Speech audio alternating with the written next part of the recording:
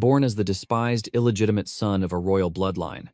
From the moment he could walk, Johann endured endless torment from his half-brothers, simply for being born with fragile meridians. That brutal reality hammered one absolute truth into his soul. The only person he could ever rely on was himself. After his soul crossed over, reincarnating into the pathetic vessel of a bastard prince, he made a life-changing vow. He would forge his physical body to absolute perfection. He pushed past mortal limits, running for endless miles, consuming monstrous amounts of spirit-nourishing protein, and tempering his flesh through daily, bone-crushing martial arts. Following years of this hellish body cultivation, he morphed into an absolute monster. He could shatter massive trees with bare fists and possessed the power to level entire forests with a single strike, because with every drop of sweat, his overwhelming, tyrannical strength multiplied without any heavenly ceiling. This realm operates on one ruthless law of cultivation. The weak bleed into the earth, while the strong drink their fill. A horned beast prowls through the shadowy abyss of the forest. It pauses, lowering its guard to graze on spiritual herbs. Concealed within the dense brush, a silent hunter locks his gaze. That is his prey. He forces his breathing to steady, channeling every ounce of his relentless training. With the bowstring pulled taut, he takes deadly aim. But the moment he releases, the fragile weapon violently snaps. The sharp crack echoes like thunder, sending the beast fleeing into the shadows. His hunting partner cries out in pure frustration. He demands to know why Lord Johann crushed the weapon instead of securing their kill. Johann calmly replies that the pathetic wood simply could not handle his physical aura. But the older man protests, swearing he bought it just 7 days ago. He questions why an aristocrat like Johann insists on playing in the mud as a hunter. He argues that the young lord should be mastering the elegant way of the sword. The reincarnated noble meets his gaze with dead silence. He bluntly states that swinging a sword brings 0 gold until someone hires you. He signals to keep moving. In this rotten, bloodthirsty era, he needs pure wealth to survive. His current name is Johannites, but in his past life, he was known as Kim Yan. His soul was dragged into this savage dimension following a tragic accident. Despite waking up in a nobleman's bed, he sits at the absolute bottom of the family hierarchy. His chances of inheriting even a single copper coin are less than 0. Without warning, his companion throws out an arm. Lurking just ahead in the mist is a vicious wolf pack. The veteran hunter fires a warning shot directly at the lead beast. The pack immediately scatters into the underbrush. Johann observes the retreat with cold, calculating eyes. The grim reality of his new life is heavily grounded in a brutal, low-level medieval age. Steps later, they discover a gruesome mound of corpses. The young lord mutters that in this cursed land, even death offers no peace. His pale companion asks with trembling lips if these poor souls belong to their village. Johann admits the bodies are ruined beyond recognition. But one terrifying truth remains. The weak are nothing but stepping stones for the strong. And to escape the bottom of the food chain, he needs an empire of wealth. When he first opened his eyes in this realm, he prayed for a legendary status window or a divine cheat skill. But reality hit him like a physical blow. No such miracles existed. So, he completely shifted his destiny. His new absolute goal became overwhelming wealth. With enough gold, he could break his chains, flee this wretched territory, and forge his own path. He could rise as a grand merchant, or even a free landowner. As Johann visualizes his golden future, his partner frantically waves him over. He points a shaking finger at a mystical plant hidden in the roots, the elusive little demon's grass, a legendary spiritual herb renowned for its miraculous healing properties. Johann's eyes flash with pure greed as he instantly plucks the treasure. This single leaf could fetch a king's ransom. He carefully secures his prize. But then, his sharp gaze catches an abandoned satchel resting in the dirt.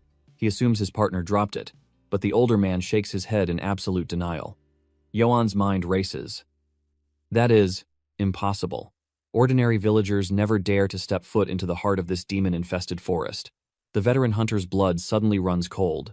A bone-chilling shriek pierces through the canopy, sending shivers down their spines. The chaotic crunch of leaves reveals someone sprinting for their very life. A chorus of demonic howls rapidly closes the distance. Aura flares as they rush forward, finding a small child weeping atop a fragile branch, surrounded by ravenous beasts. Joseph's eyes widen in horror. He recognizes her instantly. It is Dell, the local farmer's daughter. Why would a fragile child wander into this graveyard? The bloodthirsty pack snarls, baring their razor-sharp fangs. Joseph panics, warning that the numbers are heavily against them. He begs the young lord to fall back and rally the guards. But Yohan simply strides forward with an arrogant smirk. Joseph screams that these are not mere animals, but apex predators. The reincarnated prince just laughs, instructing the old man to grab the girl while he holds the front line. Joseph is struck entirely speechless. He cannot fathom why a selfish aristocrat would ever throw away his noble life to shield a filthy commoner. But inside Yohan's mind, gears are rapidly turning. This is not a rescue mission. This is a walking gold mine. He curses himself for not mastering the way of the hunt sooner. His greedy eyes scan the battlefield. 10 prime targets. He rapidly calculates the sheer fortune waiting to be claimed if he strips every single magical pelt from their corpses. A wicked grin spreads across his face as he roars at his precious walking bank accounts to stand still. The veteran hunter watches in utter bewilderment. Yohan unsheathes his blade with explosive force. Joseph internally panics, questioning the crude and totally unrefined martial stance his lord is displaying. Driven by bloodlust, the monsters launch their assault. Yohan vanishes into a blur of motion. A massive alpha lunges through the air, sinking its crushing jaws directly onto the steel blade. With a deafening crack, the cheap sword shatters into a dozen pieces. The sheer kinetic backlash sends the massive beast violently reeling, leaving Yohan momentarily stunned. But there is zero time to breathe. A second shadow strikes from his blind spot. In a flash, a deadly ring of fangs closes around him. Joseph watches the nightmare unfold, screaming his lord's name in pure agony. Sir Yohan is trapped. Meanwhile, miles away in the Baltradin territory, the ruling family proceeds with their tyrannical inspection. Peasant villagers throw their foreheads to the dirt as the oppressive entourage marches by. A trembling father completely hides his child from their terrifying gaze. Madame Eticites, the arrogant concubine, pinches her nose in absolute disgust at the stench of poverty.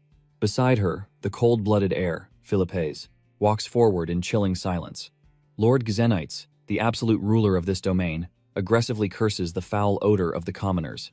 Breaking the tension, Philip calmly reports to his father that the pathetic bastard, Yohan, has completely vanished.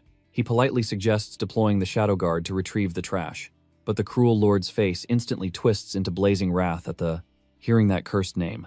Forget that worthless trash, he sneers. If he dies like his pathetic mother, so be it.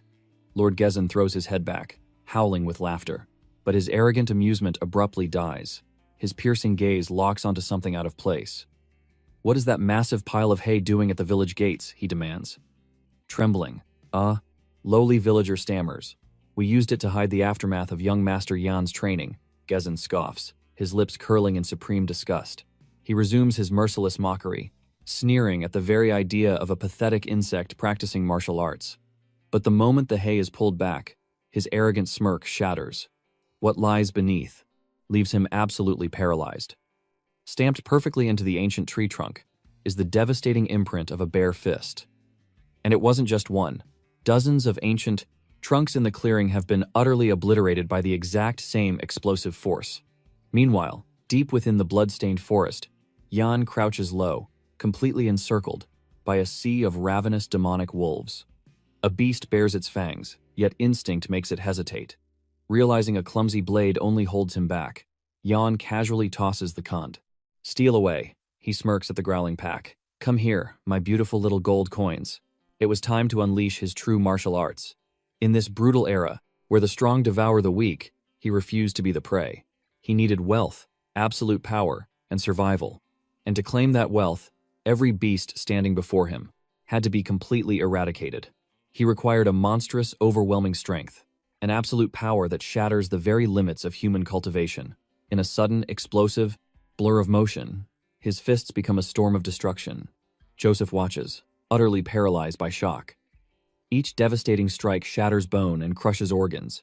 With terrifying ease, he launches massive beasts through the air like ragdolls. Snatching a frenzied wolf by the throat, he channels his aura and executes a flawless, fatal strike. The bloodthirsty predator collapses, its life force instantly extinguished. The veteran hunter's jaw drops at this godlike display of raw physical mastery. Standing victorious amidst a mountain of slaughtered beasts, Yan's eyes gleam with pure greed. I wonder how much silver these hides will fetch. From day one, Jan faced a brutal, unforgiving reality.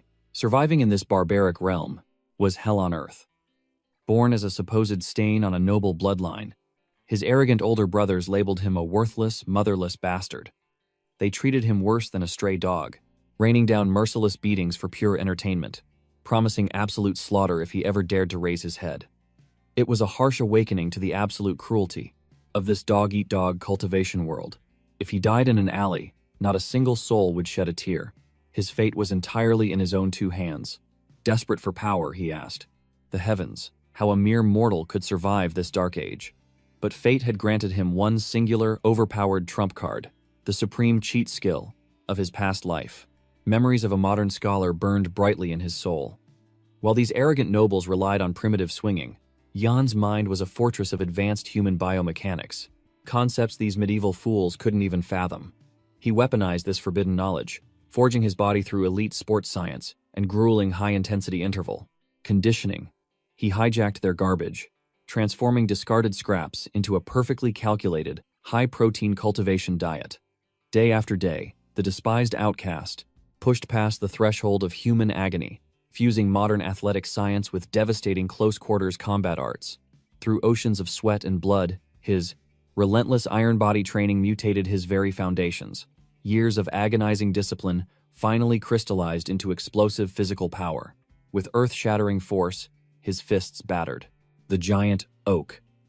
Crack! The massive trunk exploded into splinters, completely obliterated by bare knuckles. With every bone-breaking session, his mortal flesh evolved, radiating a truly monstrous, overwhelming vitality. The rush of ascending past his limits was purely intoxicating. But in a world ruled by bloodlines, was this godlike strength a divine blessing or a curse, inviting death? The symphony of slaughter in the dark woods finally fell dead silent. Jan calmly brushed the demonic blood from his knuckles. Surveying the mountain of butchered point, predators, he smiled. Looks like the gold mine is finally tapped out. Nearby, Joseph frantically checked on Dell, and the terrified servant girl collapsed into his arms. The veteran, Tracker exhaled a breath he didn't know he was holding. "Young Master Jan, that was pure madness," he scolded, his voice trembling at the sheer suicidal recklessness of the boy's actions. Yet, deep down, his hardened heart was deeply moved. A noble risking his own life to shield a lowly servant girl from the jaws of death? It was unheard of. Jan, however, was entirely deaf to the praise. His eyes were calculating the exact market value of every single blood-stained pelt. "Huh? Did you say something, old man?" he mumbled, still lost in his financial fantasies. Joseph just shook his head in disbelief. Jan finally glanced at the shivering girl. "You in one piece?" he asked, tears streaming. She bowed in endless gratitude. But in a split second, the blood drained completely from her face. An oppressive, suffocating aura erupted from the shadows. The group spun around, their blood freezing solid as they faced. "A walking nightmare," Dell screamed, shielding her eyes from the sheer terror. Two glowing red orbs pierced through the abyss. A colossal demonic beast unleashed an earth-shaking snarl directly at Jan. "By the gods, it is an alpha beast," Joseph roared in pure despair. "Young master, you must flee. Run for your life." A mutant of that colossal scale could slaughter an entire fully armored battalion. But Jan didn't flinch. "Oh? Are you the big boss of this fluffy syndicate?" he asked casually. "My bad for exterminating your entire crew," he smirked. "But hey, Daddy needs a new pair of shoes and your pelts are paying for it." The Alpha's murderous killing intent skyrocketed. It looked at this arrogant human, not as a threat, but as a midnight snack. With a jaw wide enough to crush boulders, it launched itself like a furry missile. "Alpha or not, you are just a walking bag of coins," Jan declared, gripping a jagged stone infused with his aura. His eyes burned with capitalist fury. "Your premium height is going to make me rich." Boom! He smashed the rock directly into the apex predator's skull. The titanic beast staggered backward, dark blood spraying from its forehead. "Tch, damn it, I damaged the merchandise." Jan clicked his tongue. "The Merchant Guild is totally going to lowball me for that scratch." Insulted and bleeding, the Alpha glared with an apocalyptic wrath. It tilted its massive head back, unleashing a soul-crushing sonic shockwave that tore through the very fabric of the forest. The demonic roar hit them like a physical wall of force.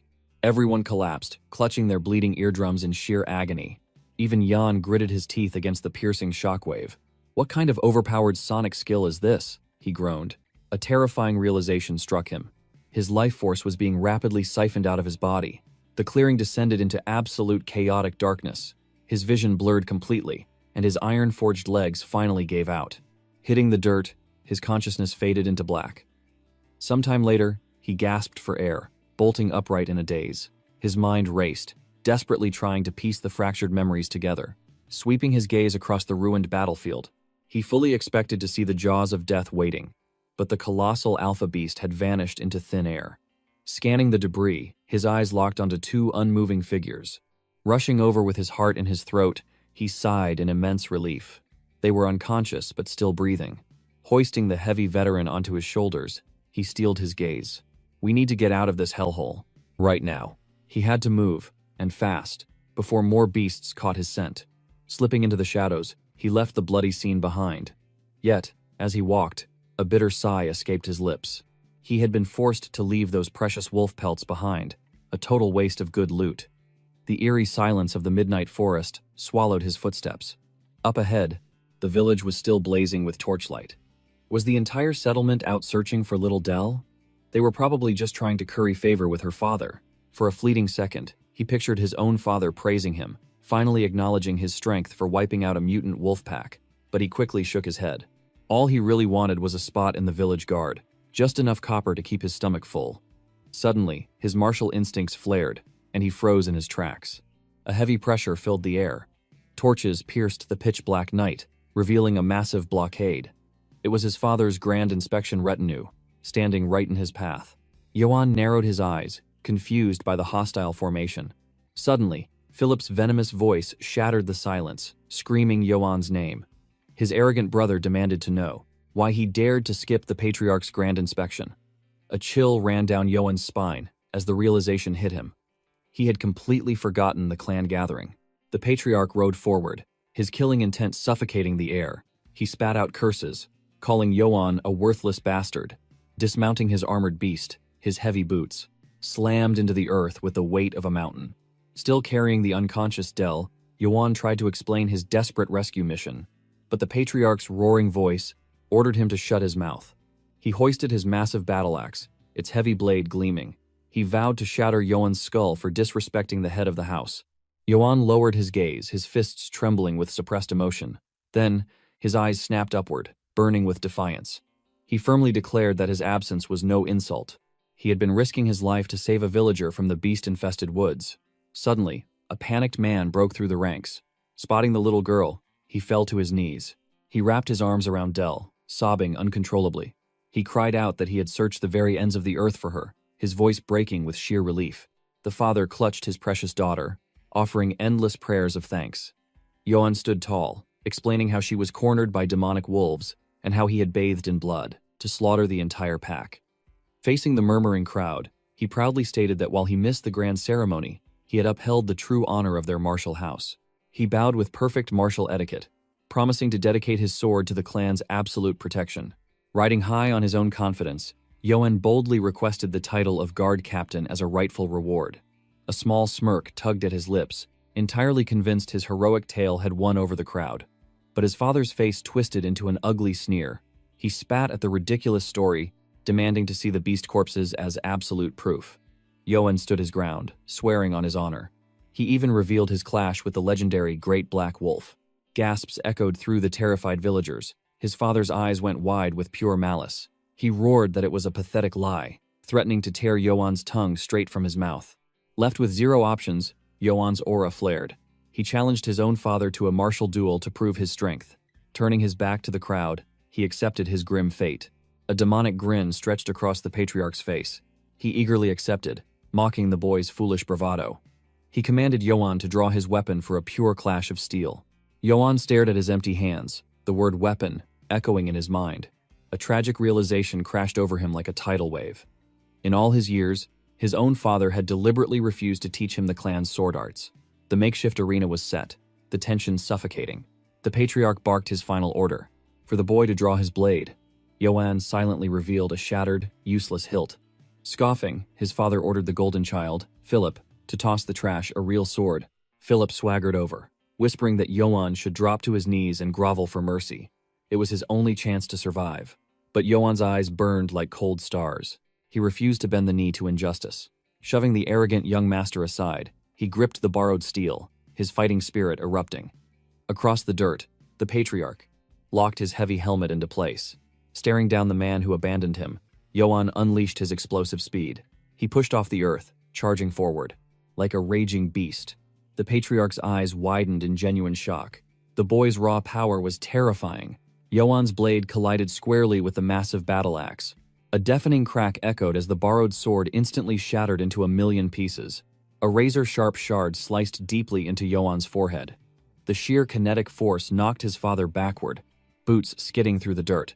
Gritting his teeth in fury, the patriarch lunged forward. He swung the deadly axe, screaming that Yoan was nothing but a leech. Yoan barely dodged, the wind pressure of the swing nearly tearing his skin. Philip cheered wildly, demanding death for insulting the Lord. The horrified onlookers realized the patriarch was fighting to kill his own blood.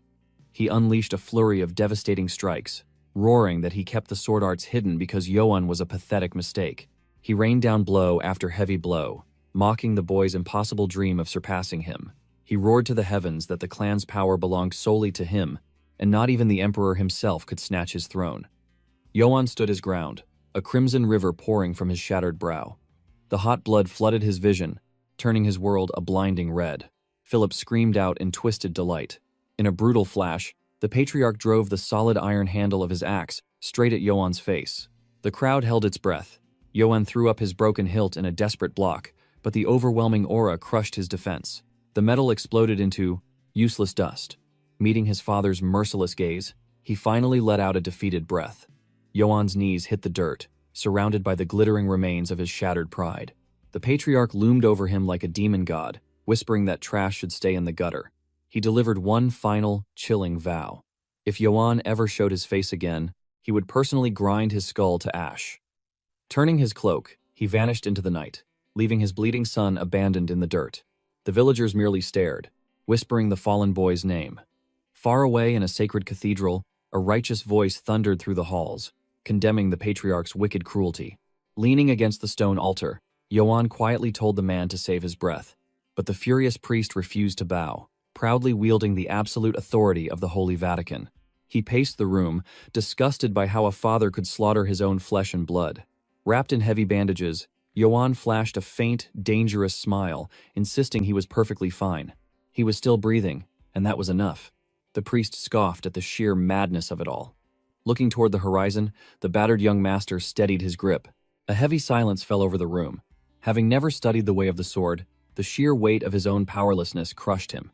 The gentle priest offered a comforting smile, explaining that defeat was his only destiny. After all, Sergen was a seasoned warlord who had fully mastered the family's secret martial arts. Legend whispered that this monster of a man once slaughtered 300 soldiers single-handedly in a neighboring territory. Awe sparked in Yoan's eyes, finally grasping the terrifying gap in their martial realms. He muttered that he genuinely believed he stood a chance, especially after surviving an encounter with a colossal black wolf.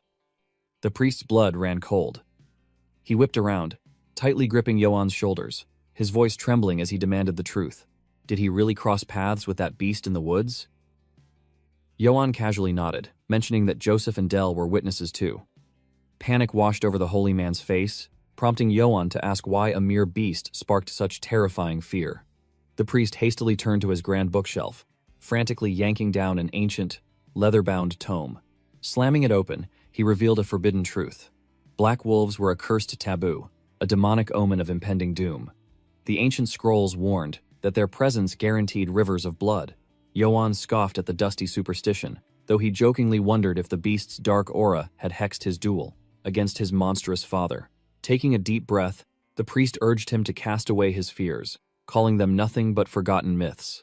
Surely, the heavens would protect a righteous soul like his.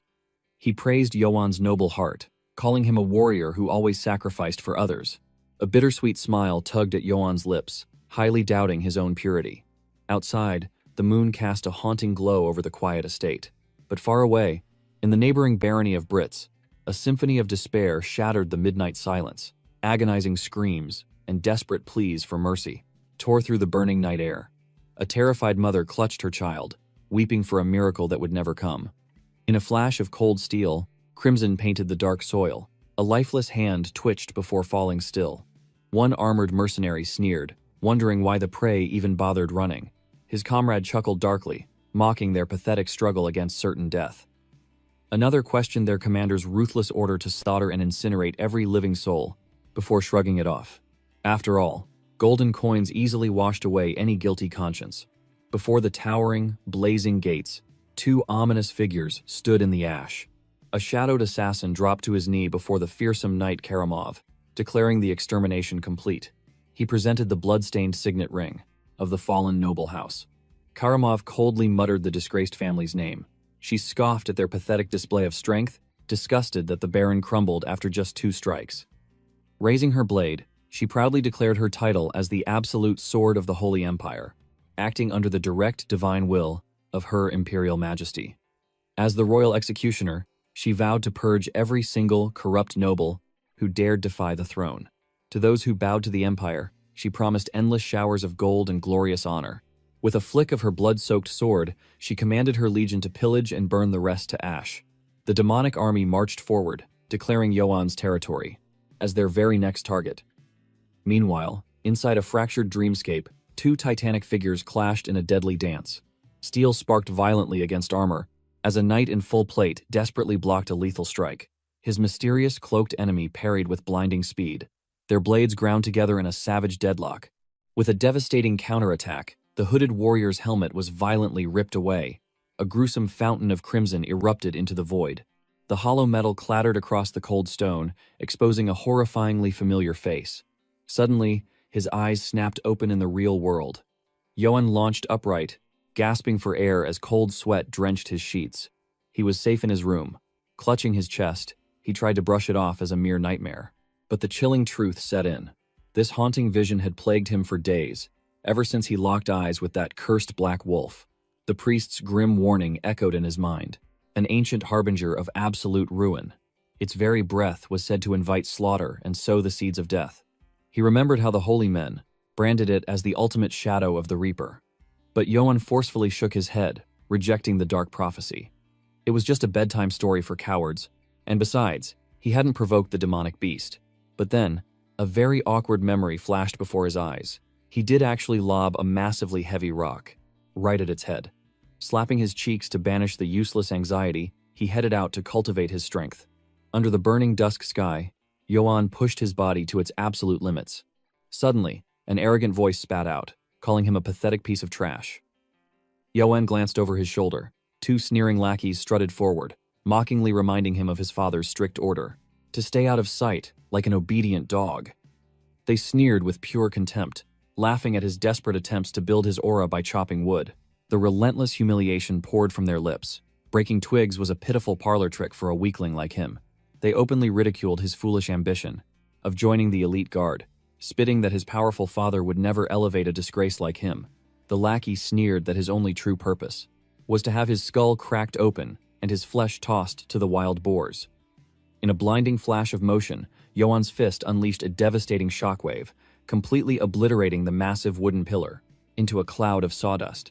The 2 bullies froze in pure terror, their jaws dropping to the dirt. Yoan slowly dusted off his knuckles, shifting his piercing gaze from the shattered stump right back to their trembling faces. A dark, intimidating aura rolled off him as he dared them to step closer and repeat their insults. Panicking, they scrambled away like frightened rats, screaming that the master would hear about this insolence. Yoan watched the cowards flee, clicking his tongue at those pathetic fools, who clearly had a death wish. Brushing off the encounter, he immediately resumed his brutal training regime. But a calm, composed voice suddenly echoed from the shadows, coldly confirming that those fools were actually right. Philip stepped into the fading light, delivering the harsh truth that their father had absolutely zero intention of giving Yoan any power or position within the family. Yoan let out a dry chuckle, casually admitting he already knew the score.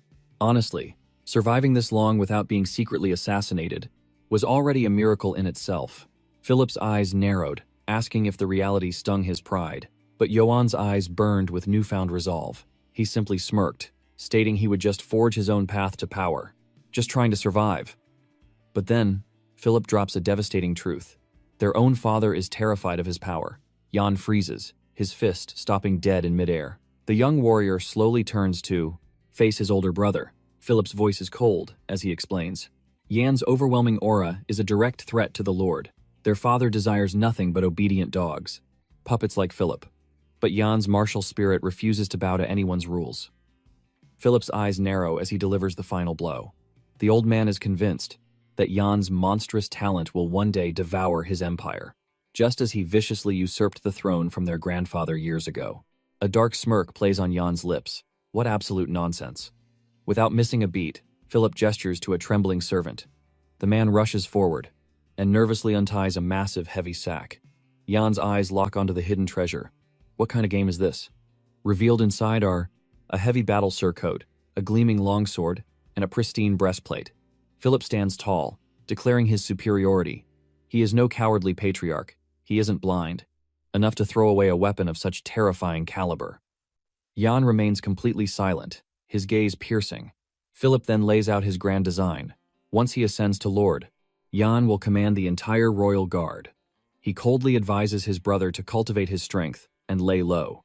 But Yan's blood boils as he snaps back. That trouble always manages to find him. The two men fade into the distance, leaving the young master completely alone on the windswept hill. His gaze drops to the cold steel of the breastplate. A chill runs down his spine. It's the exact same cursed armor from his visions of death. Will, donning this metal, seal his fate? Will he perish, just like in the terrifying nightmare? Yet, an unyielding fire burns in his chest. He will crush the heavens and shatter this destiny, even without a guarantee. Resolving his heart, Yan accepts the path of the warrior. Victory requires armor. He tightly secures the heavy breastplate and wraps the cloak around his shoulders, feeling the weight of his chosen path. A sinister laugh drifts through the dying light of the setting sun. Meanwhile, deep inside a bustling tavern, a drunken man passionately swears he is speaking the absolute truth. The crowd scoffs, calling it a drunken illusion. But the man slams his fist, recounting the epic tale. Sir Yan slaughtered the demonic wolves, unleashing his blade purely to shield Del and Joseph.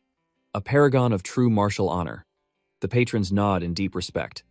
Yan possesses a noble spirit that far eclipses the corrupt lord. Hidden in the dim corner, a cloaked shadow absorbs every word. One bold villager fiercely declares that Yan should have severed the tyrant's miserable head right then and there. Suddenly, Joseph bursts through the tavern doors. Drinks for everyone. On him, the mysterious shadow steps forward. What is the occasion? Joseph hoists his overflowing mug high into the air.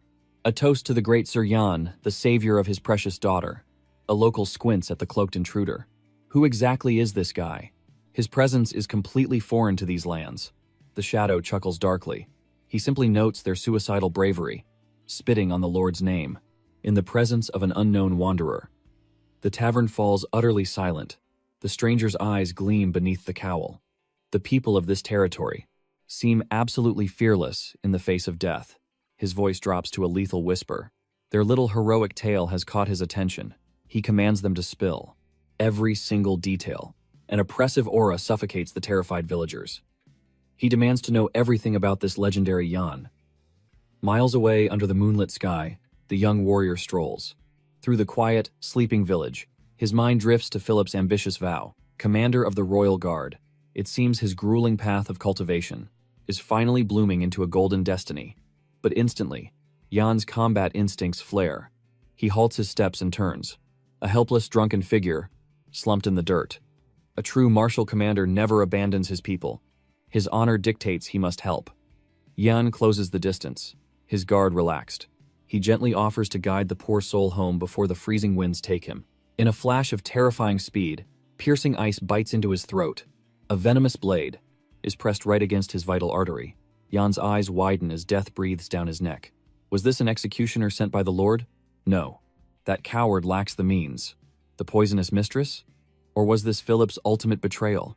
The killer's identity is completely veiled in shadow. Forcing his voice steady, Yan demands to know the assassin's price. If it is worldly wealth, he will surrender every silver piece to preserve his life. But the Reaper in the shadows sneers at the mention of mere gold. Wealth means nothing to a master of death. The demon whispers Yan's true name. He has exactly one question, and it comes with a bloody warning. If the answer lacks absolute perfection, His head will hit the dirt right now. Yan's heart hammers against his ribs. One wrong syllable equals instant slaughter. He violently suppresses his rising panic. His spiritual focus sharpens to a razor's edge. He must calculate the ultimate response to cheat death. The trial of life and death officially begins. Yan steels his soul, bracing for impact. The shadow inspects Yan's supreme martial foundation. His terrifying aura belies his origin. Are you truly the blood of Gassen? The bizarre question strikes Yan like a physical blow. With the Grim Reaper's blade biting his flesh, he grinds his teeth in agonizing hesitation. But his inner dragon awakens, he boldly declares. Sometimes a heaven-defying lion can be birthed from the filthy bloodline of a pig. The crushing silence stretches into an eternity. Cold sweat drips down Yan's temple. Did he just seal his own doom? The shadow trembles. And then, without warning, a monstrous booming laughter shatters the night sky. The answer was utterly magnificent. But as Yan demands his freedom, the assassin coldly denies him. Instead, the Jai demon stakes his claim. Your very life now belongs exclusively to me. Yan's mind reels from the absolute arrogance.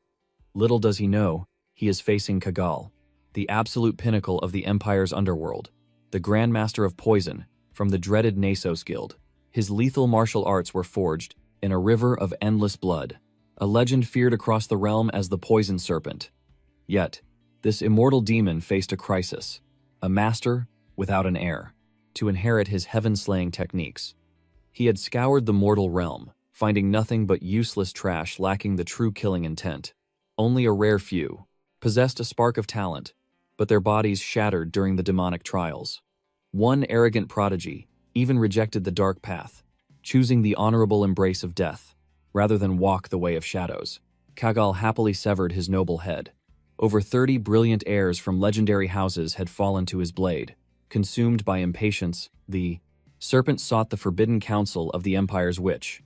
A haunting voice echoed from the abyss.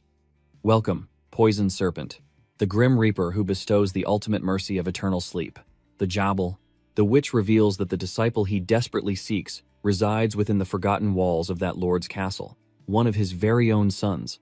Kagal narrows his eyes, questioning if his destined successor could truly be rotting in such a desolate wasteland. The witch offers a dangerous wager, her gold returned if the prophecy crumbles into dust. He seals the deal, deciding to place his ultimate faith in her sight. Kagal wanted to believe. He had wasted far too many years wandering the realm, and the hourglass of his life was running dangerously low on sand. Yet, shadows of doubt clung to him as he stepped into the forgotten estate. Gazing up at the decaying castle, he made a cold vow. If the boy proved unworthy of his legacy, he would simply slice his throat. Snapping back to the present, Kagal unleashes his terrifying aura. He introduces himself as the Nasos, Guildmaster. Declaring that Yoan has been chosen as his sole successor, he offers a brutal ultimatum. Die by my blade right now, or inherit my absolute swordsmanship. There is no third path. Yoan stands utterly speechless at the overwhelming pressure. Then, his eyes spark with madness, and he shouts, demanding to know exactly how much gold he needs to cough up for these legendary lessons. Kagal's aura falters as he replies that he requires 0 coin. Yoan's jaw drops. A legendary guildmaster wielding godlike skills is offering to train him for absolutely nothing. Yoan lunges forward, grabbing Kagal in pure desperation. He screams that he has waited his entire pathetic life for a savior like him. But Kagal's expression turns dark. He reminds the boy that his swordsmanship walks the path of shadows. It is the blood-soaked blade of an assassin. He warns him that merely learning this forbidden technique will brand him as absolute filth, a permanent disgrace to any noble knight's family. Yoan roars back that he could not care less about worthless honor or noble shame. He falls to his knees, begging to be molded into a lethal weapon. Kagal smirks, accepting the chaotic youth. This kind of insane brat is definitely a first for him. Yoan instantly bows, calling him master. Then, without missing a single beat, he asks if he will be receiving a monthly allowance, since his new master bragged about swimming in gold. Kagal stares at the shameless boy in absolute silence, concluding that this brat is truly an unbelievable headache. The scene violently shifts back to the grim estate.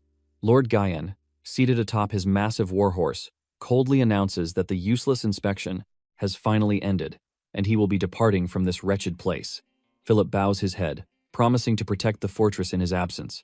But Madame steps forward, her eyes burning with ambition. She vows that no matter how much blood is spilled, this domain will belong solely to her. Philip spits in disgust, calling her a foolish old woman. He declares with absolute certainty that he, alone, is destined to sit on the Lord's throne. Lord Gayan merely turns his back on the pathetic display. He snarls that he is sick to death of their petty squabbling, and they can tear each other apart for all he cares.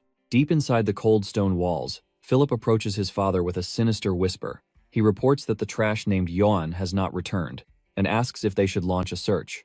Philip looks to his father for guidance, but Lord Gayan's eyes are devoid of all warmth. He orders him not to waste a single breath on that worthless bastard. Whether he lives or dies in a ditch is none of their concern. Philip bows low, apologizing for his useless sympathy. But as he turns away, a venomous curiosity creeps into his mind. Where exactly is that pathetic Yoan, and what kind of trouble is he brewing? Meanwhile, deep within the treacherous forest, bordering the castle, Kaggle declares the true test of Yoan's martial foundation has begun. Yoan lazily asks to borrow a weapon, explaining his brute strength shatters ordinary iron in seconds. Kaggle tosses him a standard blade. The Grandmaster observes the boy's crude posture, finding him disgustingly reckless. Every single thing about him screams amateur. Kaggle slowly draws his own terrifying sword. He genuinely contemplates slaughtering the boy right here, and asks if he is prepared to meet his maker. Yoan grips the hilt, a wild grin spreading across his face, and shouts, "Yes, master!" and apprentice stand locked in a deadly standoff beneath the forest canopy. Kaggle scoffs at Yoan's pathetic, open stance, deciding this trash truly deserves to be eradicated. Yoan tilts his head, asking if he is forced to use traditional sword arts, or if he can unleash absolute chaos. Kaggle coldly grants him permission to fight like a wild beast. The master authorizes him to use any dirty trick in the book: fists, crushing stones, or jagged blades. Yoan's grip on the hilt tightens like a vice. Without warning, an overwhelming, monstrous aura erupts from his frail body. Kaggle watches in absolute shock as the very air begins to fracture and shatter around them. In that exact, breathless moment, the master finally understands. All of his previous doubts were utterly laughable. Kaggle's pupils shrink to pinpricks at the horrifying revelation. The raw physical power contained within this boy was catastrophically monstrous. Yoan launches himself forward like a cannonball, throwing a devastating punch that literally tears the air apart. The vacuum of immense pressure leaves Kaggle stunned. The Grandmaster's survival instincts scream at him. If that single fist connects, his lungs and muscles will be ground into fine powder. This is not a human standing before him. It is a primal, bloodthirsty lion. Moments later, Kaggle's trembling hand rests heavily on his weapon's hilt. The battlefield has transformed into a high-speed blur of deadly intent. The master flickers like a phantom, completely erasing his presence. Yoan frantically tracks the ghostly movements, his mind racing, as he tries to predict the lethal strike. Will it descend from the heavens, or sweep from the shadows below? Suddenly, a brutal impact. The master's blade smashes directly into Yoan's face. He is launched backward by the sheer kinetic force, crashing violently into the dirt. Kaggle smoothly glides back a few paces, his piercing eyes locked on the fallen boy. He coldly states that he deliberately struck with the flat, blunt side of his blade. Yet miraculously, the boy's consciousness did not instantly shatter.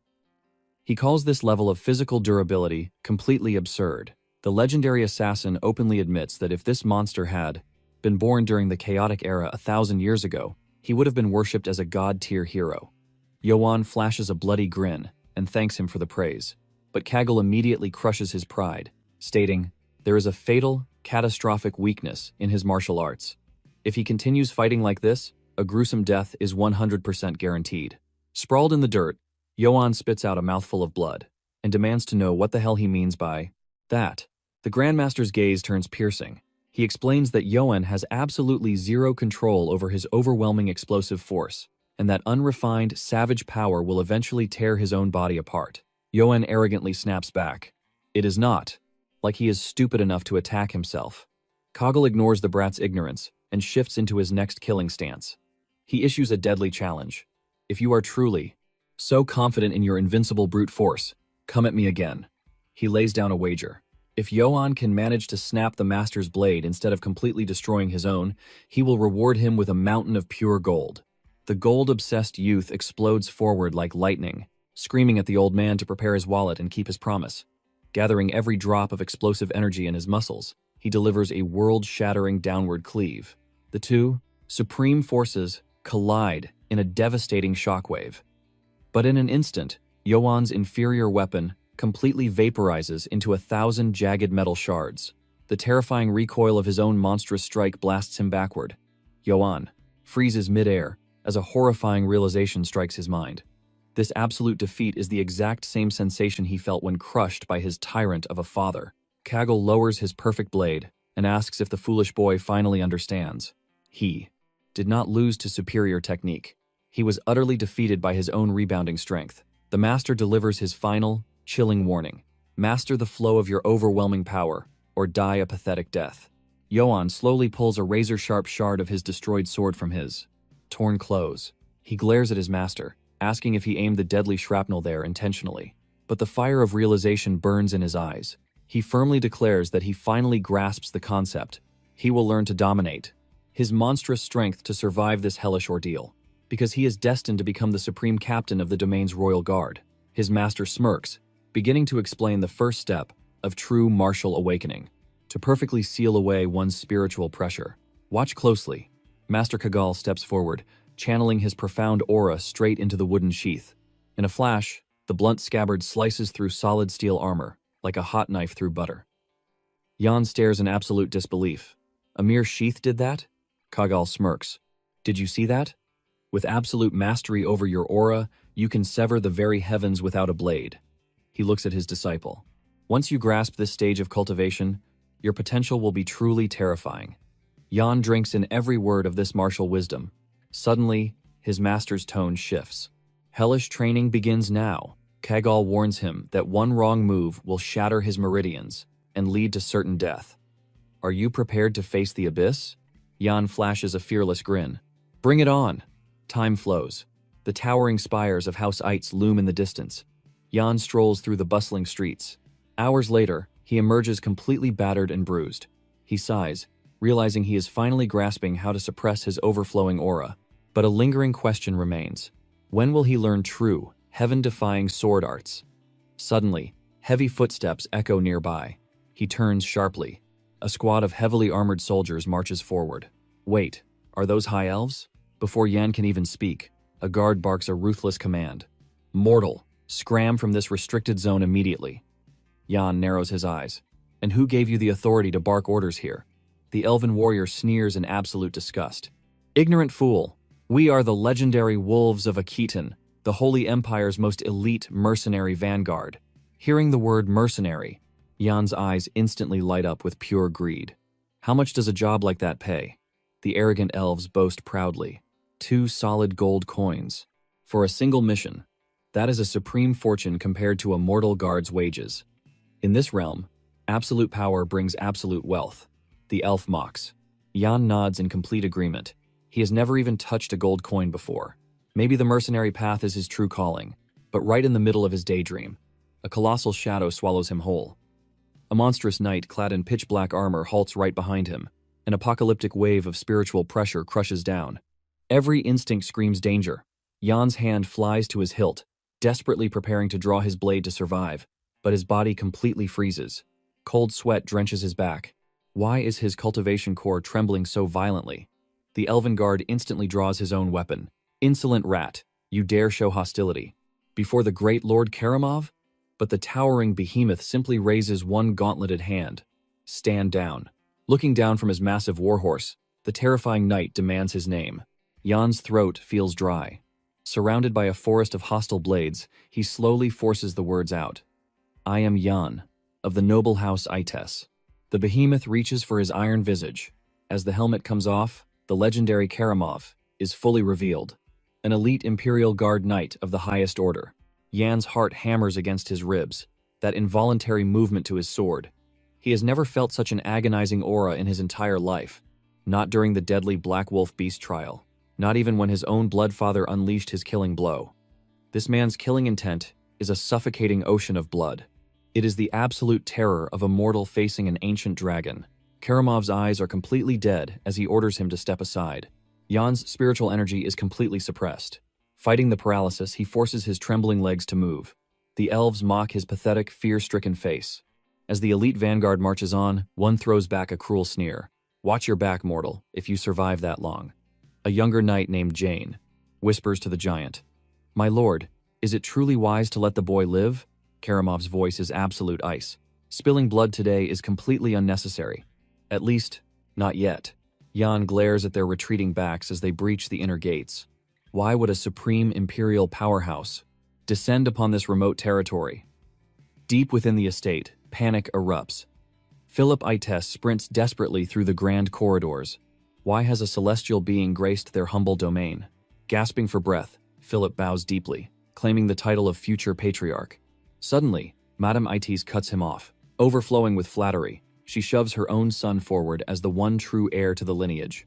She even shamelessly flirts with the imperial legend, begging him to grace her inner chambers. But the towering knight? He treats them all like complete air. Striding right past her desperate cries, he drops his heavy helmet. With absolute arrogance, he claims the family's main throne for himself. "Where is the old man Gessen hiding?" he demands. The entire clan shivers below. Philip grits his teeth at the blatant disrespect. "You dare speak the patriarch's name so casually?" But the madame quickly silences him. "Fool, he is the Empire's supreme spear. His word is absolute law." Philip's knuckles turn white with fury. That venomous woman is using this crisis to secure the Lord's seat for her bloodline. Boom! Karamov's hand slams onto his sword hilt. "Silence, you pathetic insects." He roars for everyone to vanish and demands the finest imperial wine. Gripping his massive blade, he vows to hold this very hall hostage until Gessen reveals himself. Later that night, under the pale moonlight, Jan pushes his physical limits, parrying strike after strike, but his mind is completely fractured by the memory of Karamov's terrifying aura. "Focus, boy," his master roars, unleashing a deadly barrage of hidden throwing knives. Jan deflects them with frantic sword forms, but a single blade nicks his throat. A drop of blood falls. If that steel carried poison, your cultivation journey would be over. Why is your spirit in such turmoil? Jan grips his hilt tightly. The Supreme Imperial Knights have breached the village. The energy in the air, it feels incredibly sinister. This is sovereign IT's territory. No outsider should possess the authority to seal our ancient gates. Master Kagal sighs heavily. And what will a mere novice do? Rebel against the heavens? He explains the terrifying truth of Karamov's existence. The Emperor's personal executioner. The absolute strongest mortal realm warrior on the continent, clad in a set of mythical heaven-grade armor. Jan swallows hard. "Master, is his power greater than yours?" A heavy, suffocating silence fills the training ground. Finally, the old master speaks the harsh truth. "If I crossed blades with that monster, I would burn my life force to flee without looking back." Suddenly, Kagal's eyes widen, demanding absolute silence. Kaggle barks that the boy is a complete fool. He needs to learn his place in the martial world. He cannot even control his own overflowing raw strength. Yoan simply closes his eyes, centering his breath. Grasping his hilt tightly, he steps forward. He declares with burning resolve that he will break through. His old master releases a heavy sigh, challenging him to advance. The two warriors blur into motion, clashing at terrifying speeds. Yoan takes a brutal strike from the wooden scabbard, but roars to, "Keep pushing." Another crushing blow lands, yet the boy demands another round. Bruised and battered, his iron will refuses to shatter. Kagal's voice booms across the courtyard, daring the kid to charge once more. The young prodigy grinds his teeth in frustration. Why is his spiritual energy failing him? He cannot fathom why his blade cannot slice a mere wooden sheath. Suddenly, the teachings of ki circulation flash through his mind. Brute force is useless. He must channel his internal aura directly into the very tip of his blade. Mid-swing, the chaotic energy within Yoan begins to harmonize. The true meaning of aura control finally clicks into place. Kagal's eyes widen as the heavy swoosh of the sword transforms into a deadly, razor-sharp whistle. Yoan's blade collides fiercely against his master's defensive stance in an earth-shattering clash.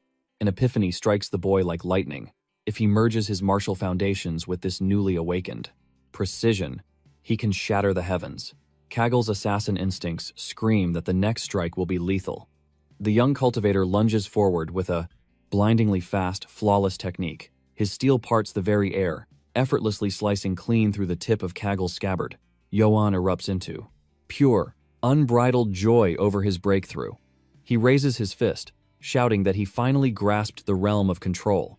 He laughs, calling the legendary technique simple, Kaggle Staris in utter shock, trying to convince himself it was just blind luck. The veteran assassin calls the boy's name, his tone completely shifted. Yoan stands at attention. Slowly, Kaggle unsheathes his actual lethal blade. He warns the boy that the training weights are off. Yoan fearlessly explodes forward with maximum aura. The sheer shockwave of their collision blasts the Grandmaster backward into the dirt. Yoan leaps into the air, celebrating his triumphant power surge. Kaggle sits in the dust, questioning what kind of monstrous existence this child truly is. Absolute awe washes over him. Yoan just executed the guild's forbidden art, the Serpent's Tongue. He was only instructed on basic aura flow, yet the boy devoured the hidden technique instantly, just from a single glance on their very first day. And terrifyingly, this rookie is already wielding it with greater mastery than the Grandmaster himself. Kaggle falls into a stunned, breathless silence. Decades of blood-soaked experience whisper a chilling truth into his mind. Barring intervention from the heavens, this boy has already surpassed him. Kaggle, the feared ruler of the Empire's deadliest shadow guild, Nasos Poison, can only mutter in disbelief. He chuckles at the sheer absurdity of this peerless genius, while the youth dances around, drunk on his own, leveling up. As the moon reaches its peak, Kaggle makes a heavy declaration. His tutelage ends here. He departs at first light. Yoan panics, questioning this sudden farewell. But the old assassin shakes his head, stating the boy's foundation is fully forged. He finally swallows his pride. In less than 7 days, this monster has eclipsed his lifetime of martial arts. Kaggle smiles, honored that his ultimate legacy will survive through this prodigy. He simply tells the boy to carve his own destiny into the world. He praises Yoan's relentless, bone-breaking dedication. Basking in the warmth of the campfire, the disciple asks the true reason for this abrupt departure. The old man chuckles, claiming the wind just calls to him. Suddenly, Yoan shifts the topic to the mysterious black wolf. Kaggle's face darkens, confirming it is an omen of absolute doom. Yoan confesses he crossed paths with the shadow beast. He speaks of a nightmare where his own head rolled in the dirt, assuming his master was his fated executioner. Kaggle smirks, noting that if he had truly struck to kill, the omen would have been fulfilled. But the heavens are fickle. Calamity rarely holds a predictable shape. The veteran prepares to pass down his final pearls of worldly wisdom. First, the boy must seek a divine armament capable of containing his monstrous aura. Only an artifact forged from Dana steel can endure his destructive key. Dana steel is a mythical ore, dripping with ancient spiritual energy. Its forging secrets were erased by the passage of eras. It slumbers exclusively deep within deadly ancestral ruins. This makes blades born of this metal staggeringly priceless. Yoan scoffs, asking why tease a weapon that requires a kingdom's treasury to buy. Kaggle smirks, stating a true martial artist must know how to spot heaven-defying treasures. But then, Kaggle's aura turns dead cold. If the boy ever spots a warrior wielding Dana steel, even from a mountain away, he must flee for his life. Never look back. He issues a grim warning. Pride in the cultivation world only leads to an early bloody grave. Yoan solemnly engraves the lesson into his heart. The Grandmaster rises to vanish into the shadows. Yoan asks if the time for farewell has truly come. Kaggle's parting words echo. Never clash with a titan you cannot crush. And, if forced into a corner, unleash every dirty, ruthless trick to slaughter your enemy first. He promises that if his disciple walks this bloody path, he might just cheat death. And as a final, heartfelt command, he orders the boy to survive at all costs. Yoan silently watches his master dissolve into the pitch-black forest. The ironclad rules of survival burn in his mind. Flee if outmatched, slaughter if threatened, and above all, never let the reaper win. The young cultivator vows to honor that bloody creed. Meanwhile, miles away within the opulent castle walls, Madame Ites purrs, asking if the spiritual wine satisfies Lord Karamov. His eyes narrow in disgust, growling that the swill tastes like a diseased beast's urine. He barks an order to banish the vile liquid from his sight. With a flick of her wrist, she shatters the crystal bottle using her bladed fan. She sighs, lamenting the wasted gold on a brew he found so pathetic. The cunning madam whispers that a truly heavenly nectar awaits in Lord Gazen's private chambers. Her voice drips with temptation as she suggests he relocate to a far more intimate setting, noting the heavy toll of his long journey. She leans in closer, promising that Lord Gazen's sanctuary offers comforts beyond imagination. She guarantees he will experience absolute paradise. Her hand trails lightly, hinting at a night of wicked, unforgettable pleasure between them. Karamov's face turns freezing cold as he orders the woman to vanish. But Madame Ites recklessly pushes her luck, whispering that the Lord will be delayed, leaving them a window for sin. Karamov's aura instantly twists into something demonic. He snarls that his patience has completely evaporated, and he will make his own bloody entertainment. A bone-chilling shriek shatters the silence of the manor. Karamov casually lifts the madam by her fragile throat, his eyes blazing with killing intent as he welcomes her to a sick game called Massacre. Trembling outside, young Philip peers through the cracked door, his soul nearly leaving his body at the nightmare unfolding within. The journey back comes to a sudden halt. Standing at the crest of the hill, Johann feels his blood run cold. A horrifying sight unfolds before his eyes. His ancestral village and the grand castle are engulfed in a roaring inferno.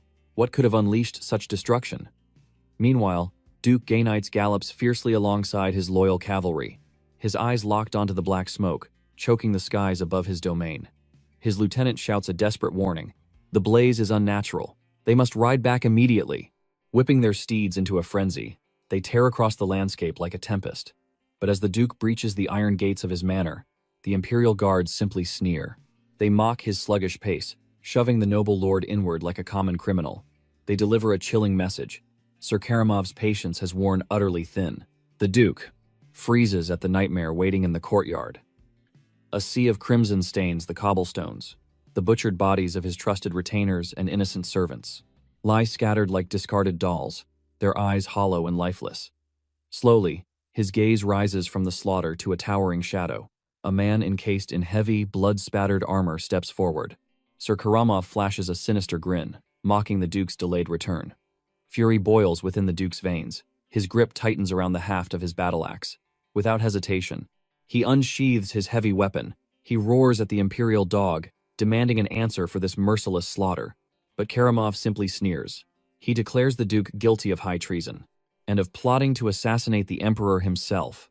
By royal decree, the entire House of Ait will be scrubbed from the mortal realm, the Duke bellows in pure rage, calling out their blatant lies. This isn't justice, it is a bloodthirsty purge. Spiritual energy flares around his axe as he charges forward, vowing to drag this tyrant to hell. He refuses to let them trample his honor, yet Sir Karamov doesn't even flinch. He raises a hand, signaling the war horns to blare their deafening cry. The command is absolute. Seize the family's ancient seal, and slaughter every living soul within the borders. A trumpeter breathes deep, sounding the grim note of total annihilation. The decree is set. Erase this territory from the map completely. The Imperial army charges forward with a blood-curdling war cry. Meanwhile, in the heart of the blazing village, a ruthless soldier corners a bleeding civilian. The broken man drops to his knees, spitting curses at the Imperial monster. The armored thug simply laughs, demanding to know where the traitor's spawn is hiding. With zero patience, he raises his blade to send the commoner to the afterlife.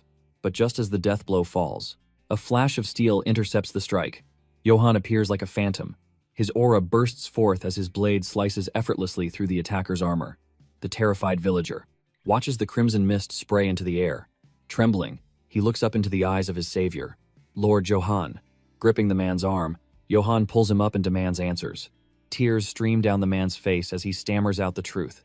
Imperial forces are butchering everyone in sight. Emerging from the smoke, Father Valberg delivers a crushing blow. He reveals that Duke Gainites might have already fallen in battle. The horrific weight of his father's potential death crashes over Johann. The priest's voice shakes as he adds, "They are razing the land to ash to leave zero survivors." A chilling realization hits the young master. He has to breach the castle walls immediately. But before he can move, a faint, trembling whimper pierces the roar of the flames. Ignoring the priest's frantic warnings, Johann strides toward the wreckage. Among the ashes, he spots little Dell, collapsed in the dust. His voice softens, calling out her name. He reaches out, promising that the nightmare is over. But his martial instincts suddenly scream in warning. A suffocating aura of death fills the air. Shaking uncontrollably, the little girl points a tiny finger behind him. Her father. Johann turns slowly, the dread sinking deep into his bones. The man who always wore a warm smile, the fierce protector of his child, lies butchered in the dirt. Johan's gaze sweeps across the massacre around him. Dozens of his people are piled like refuse. The cheerful family that baked his bread, the sturdy men who shared ale and laughter with him, all violently erased from the world. A tempest of killing intent erupts within his heart. He grinds his teeth as the little girl clutches his bloody cloak. Masking his fury, he gently commands Dell to run to the priest and never look back. With a tearful nod, she obeys. Johan immediately pivots, marching straight into the heart of the inferno. The desperate priest screams, demanding to know his plan. Shielding the orphan, Valberg begs the young lord to abandon this suicide mission, to run and survive. But Johan's footsteps freeze, as a gruesome silhouette catches his eye. High above the flames, mounted upon an imperial war banner, sits a severed head. The world stops spinning. It is his father, the mighty Duke Gainites, reduced to a grisly trophy. A crude wooden plank swings beneath it, branding the honorable warrior a treacherous dog. It declares a brutal ultimatum. Whoever dares to retrieve this corpse will share his agonizing fate, sealed by the bloody hand of Karamov. From the shadows, an armored sentry spots the paralyzed youth. A wicked sneer crosses the guard's face. "Look here, the traitor's little pup." He laughs, mocking the young master's foolish return. Did he crawl all the way back just to die?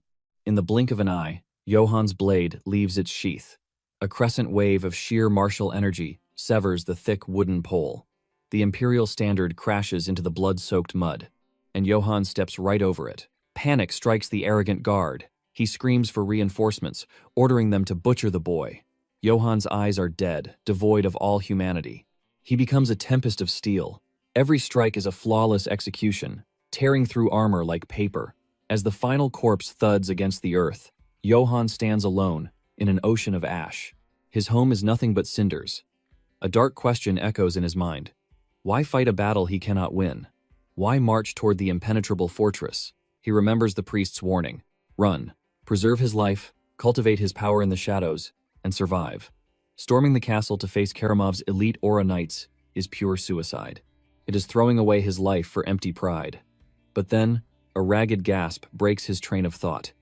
Beneath a pile of slaughtered guards lies Sir Philip, his most loyal knight. Coughing up blood, the dying warrior forces a smile. "Young master, you survived." But his smile quickly turns to absolute terror. "Flee. Their martial power is too vast. You will perish." With trembling, blood-stained hands, Philip unclasps his heavy iron helm. He gasps that he meant to bestow this artifact upon Johan's ascension, taking the cold steel into his hands. Johan feels the weight of 100 generations. He bites down until his gums bleed. A profound memory of his martial arts master echoes in his soul. To walk the path of the sword, you must perceive the chasm between heavens and earth. If the enemy's aura overwhelms yours, swallow your pride and flee. He knows the beast waiting in the throne room is a legendary imperial knight. The gap in their cultivation is absolute, yet his blood boils with an unyielding mandate. His master's final lesson surfaces, but if the blade must be drawn, strike only to annihilate. Johan secures the heavy helm over his face. His voice resonates from the steel, cold as the grave. "My cultivation of patience ends today." He rises like a demon crawling from the abyss. Stepping through the shattered castle gates, he prepares to massacre them all. The imperial soldiers tremble in absolute disbelief. How did a single boy breach their mighty defenses? Where are the elite guards? Johan's fists clench with pure, suffocating, killing intent. He roars a single name across the bloodstained courtyard. Karamov. He marches through the terrified ranks, demanding the imperial dog show his face. His heavy steps crack the stone beneath his feet.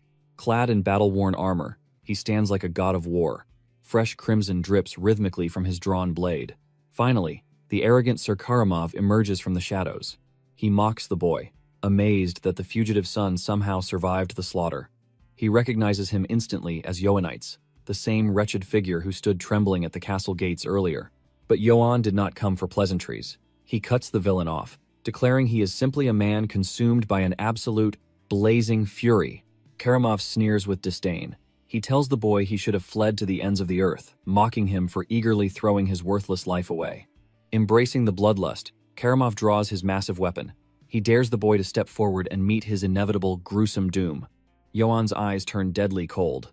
That was exactly what he came to do. He explodes forward like a cannonball. Steel sings a deadly song as their blades violently collide. Sparks rain down around them like a blazing inferno. The immense pressure of their auras clashes violently. Yoan feints a devastating horizontal slash. But Karamov is a monster of pure physical strength. He forces the blade away, their weapons shrieking against each other. With an overwhelming surge of chi, he disarms the boy in one brutal strike. Yoan's weapon spins wildly into the night sky. He leaps back, narrowly avoiding a fatal blow. Landing gracefully, he assumes a new martial stance. Karamov grins like a demon. Oh, this is getting highly entertaining. Suddenly, Yoan's shattered weapons fracture into a dozen pieces. The metallic shards float around him, suspended by his raw spiritual energy. Yoan glares through the floating fragments of steel. Undeterred, Karamov charges like a rampaging beast. He unleashes a torrential downward cleave. A massive stone pillar is sliced cleanly in two by the sheer shockwave.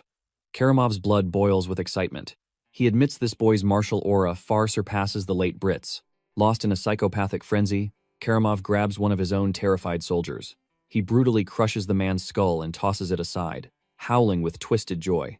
Dance for me, you filthy bastard. Entertain me with your life. Yuan intercepts the next earth-shattering blow, but this time, the sheer force of his inner energy cracks Karamov's legendary armor. Seizing the microscopic opening, Yoan's blade bites fiercely into the knight's flesh. Shocked, the giant stumbles back from the sudden pain. The two warriors lock eyes across the ruined courtyard. Karamov stares down at his wounded arm in utter disbelief. How did a mere boy penetrate? The indestructible defense of Danis steel? He traces the jagged ruin of his shattered gauntlet. Yoan simply tightens his grip, his killing intent suffocating the very air. No ordinary mortal could scratch this divine metal. Who the hell are you?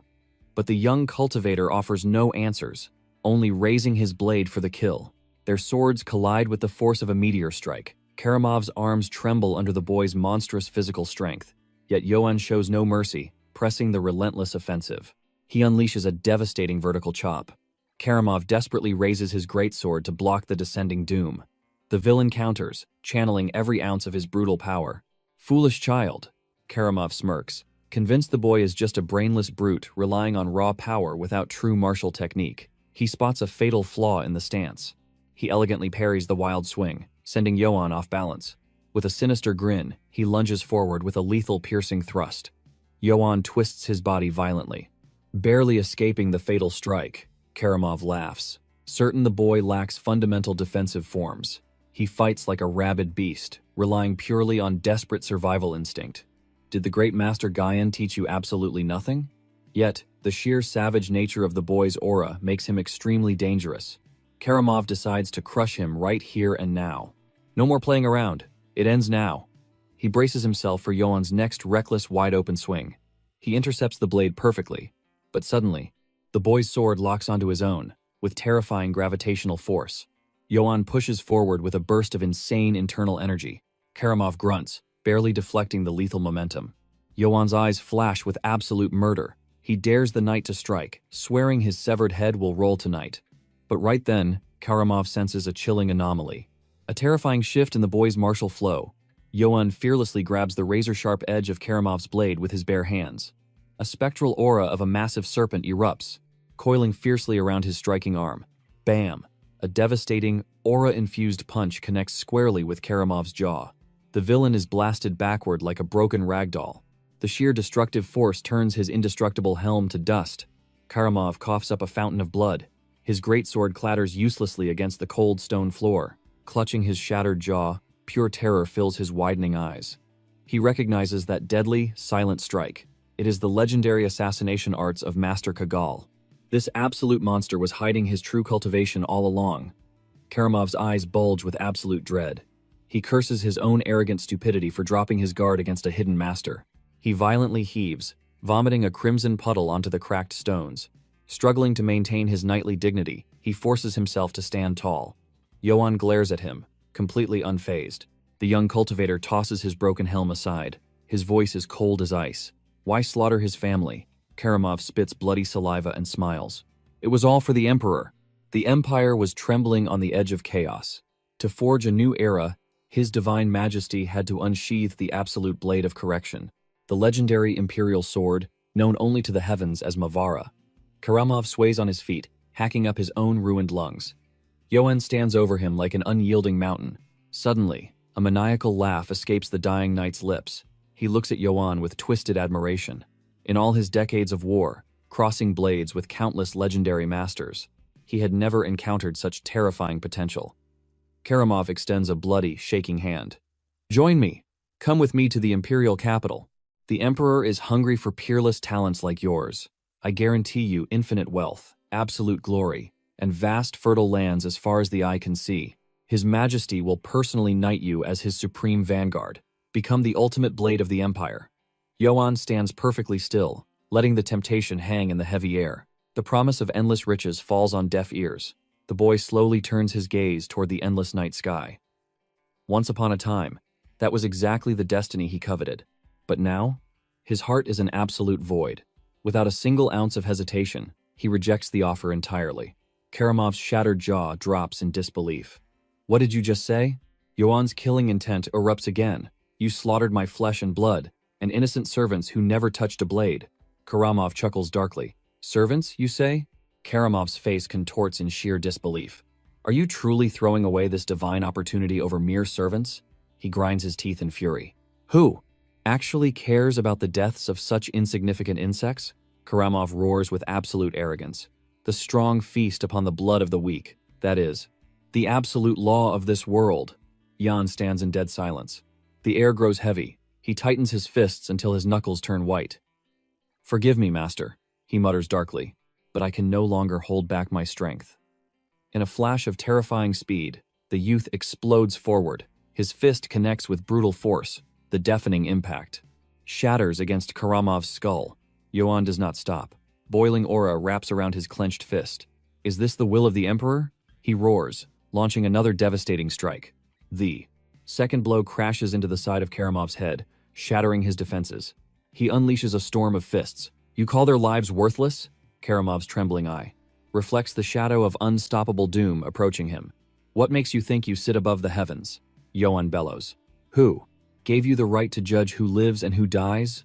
With a final explosive surge of power, Yohan's fist caves in Karamov's face. The arrogant noble's eyes widen in sheer terror.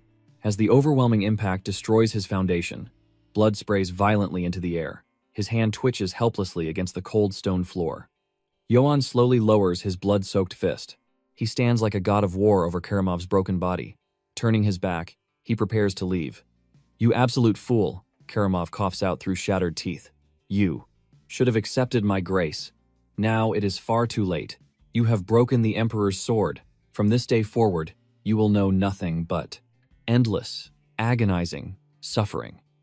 Jan stares coldly as Karamov's last finger goes limp. His spiritual body dissolves into ash and fades away.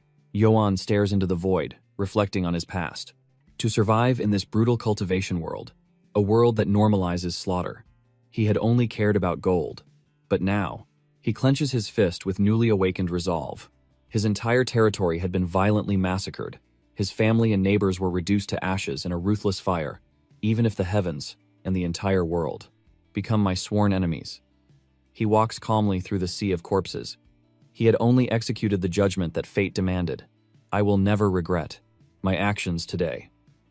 No matter what the sects declare, this was his martial path now. In the distance, massive fortress gates groan open under the pitch-black night sky. A terrified guard scrambles to clear the path. Commander Jane and her elite retinue of elves march into the courtyard, their aura suffocating. She glares down at a heavily wounded soldier. "I will ask you one final time. Is this report the absolute truth?" Trembling, the soldier swears upon his soul that he speaks no lies, begging for her mercy. He stammers through the horrific memory. "That monster. He breached our absolute defenses. He crushed every elite cultivator in his path. And then, with his bare hands, he tore off Sir Karamov's head." The soldier chokes on his own despair. That was the last moment Sir Karamov was seen alive. Jane slowly surveys the mutilated bodies on the ground. Her eyes narrow in suspicion. "Then, where is the corpse?" Her spiritual pressure bears down on him. "How do you expect me to believe this impossible fairy tale? Without a single shred of proof?" The broken man weeps, swearing he doesn't understand the vanished corpse, but he witnessed the slaughter with his own eyes. Suddenly, an elite elf lieutenant approaches. "Master Jane, The ultimate pursuit formation has been assembled. Her eyes flash with killing intent. I am coming. Jane stalks across the blood-stained courtyard like a predator. She stands before her terrifying legion of troops. Hunt him down. Tear him apart if you must. Her voice echoes like thunder. The target is the traitor. Yoan unites. Meanwhile, Yoan blurs through the ancient forest as the blood-red sun finally sets. Jane's magical transmission echoes in the wind, condemning him as a disgrace to his noble bloodline, and the prime suspect in a lord's brutal murder. The young cultivator pushes his physical limits, sprinting through the treacherous woods with Philip's heavy body slung across his shoulders. Hunt him! Jane's roar shakes the territory. Cripple him if you have to, but drag his body back to me. Deep in the pitch-black forest, hostile auras suddenly surround Yoan. An elite elf cultivator drops dead, his throat slashed by a blinding sword strike. Yoan ruthlessly carves a path of blood through the ambush. Careful! The Vanguard commander screams. His aura can slice straight through enchanted Donna steel. Do not engage him in single combat. Treat this monster like a dragon hunt. Jane immediately seals all territorial borders. Pursue him without rest until his spirit entirely shatters. Whispers of Karamov's unbelievable death spread panic among the ranks, but Jane's icy glare silences their fear. We will sever that bastard's head and present it to Her Majesty, she declares. As Yoan runs, a painful memory flashes in his mind. A mortally wounded Philip, coughing up blood. Listen to me, kid, Philip had wheezed. Go straight to my stable. Take the strongest warhorse and ride like hell. He grabbed Yoan's collar. You must survive this, no matter the cost. Driven by those final words, Yoan drags himself and Philip's body to the hidden stable. His spiritual energy is completely drained. He thought his martial journey would end right here. Gasping for air, he glances nervously over his shoulder. Dissolving Karamov's corpse hadn't bought him enough time. The elite trackers were closing the distance far faster than he had calculated. With his mana depleted, he makes a grim choice. He will carry Philip's heavily armored corpse, using it as a literal shield against their magical arrows until he escapes their net. Forcing his battered legs to obey, he slowly stands. He pushes open the heavy, wooden stable doors. In the shadows, his eyes lock onto a magnificent beast. It was Gayan's legendary warhorse. Thank you, brother, Yoan whispers to the empty air. He gently strokes the massive creature's mane. With your speed, old friend, I might actually survive the night. The proud beast stares into his soul, acknowledging his aura. In honor of his fallen mentor, Yoan names the majestic creature, Philip. Suddenly, a sharp shout shatters the silence. I saw the reflection of enchanted Donna steel. An elf tracker signals his squad to swarm the perimeter. Tighten the net. The bastard is hiding right under our noses. Listen, hoofbeats. A guard yells in alarm. Boom! Yoan bursts from the tree line like a thunderbolt, riding the massive warhorse. The ambushers freeze in absolute shock. He tightly grips Philip's armored corpse as he charges straight through their formation. It is the traitor, Yoan Yanites, a soldier screams in panic. He is breaking through the blockade. Yoan and the beast vanish into the suffocating darkness of the ancient woods. The furious elf commander draws his blade. Shoot him down. Do not let him cross the border. A devastating rain of spiritual crossbow bolts fills the sky. Thwack, thwack. Deadly arrows embed themselves into the heavy armor of the corpse. Yoan holds tightly as a shield. Untouched, he completely disappears into the treacherous, moonlit timberland. Riding relentlessly through the dead of night, Yoan easily shakes off the desperate pursuit team. Finally, he reaches the absolute depths of the legendary Black Forest. Pulling the reins, he brings the exhausting escape to a halt. Philip may have been a twisted man, Yoan murmurs, but leaving a warrior unburied. Jan slowly turns his head. The fallen knight's armor gleams with an undeniable, heavy aura of wealth.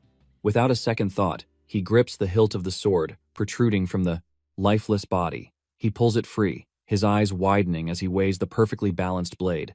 Forged from legendary Danis steel, it hums with latent power. He slides it from its scabbard, traces the glowing inscriptions etched into the metal. His mind recognizes the ancient imperial runes. I am the one who reclaims crests. A shiver runs down his spine as he whispers the title aloud. Crest Reclaimer. Could this weapon be bound by destiny to devour noble bloodlines? The ominous weight of the name settles in his heart, but survival comes first. He decides to claim the divine blade and conceal the heavy armor in the earth. It is a bitter waste of valuable gear, but he vows to return for it when his strength has leveled up. Carrying dead weight now would only invite death. He grabs a shovel, driving it deep into the blood-soaked soil. After burying the fallen knight and concealing the traces of his victory, a heavy silence falls. He looks at his bloodied hands and questions if this meager cover-up will buy him enough time. The terrifying visage of Karamov, the Emperor's supreme sword, flashes in his mind's eye. Once the Imperial network discovers this loss, the entire Empire will mobilize its deadliest forces. Karamov's elite executioners will tear the continent apart for revenge. Her venomous promise that he would drown in eternal torment echoes relentlessly in his mind, but a bitter smirk crosses his face. His existence was already a living hell long before his blade tasted her blood. With the noble house of It's Burned to Ash, his pockets completely empty, he contemplates his next step on the path of survival.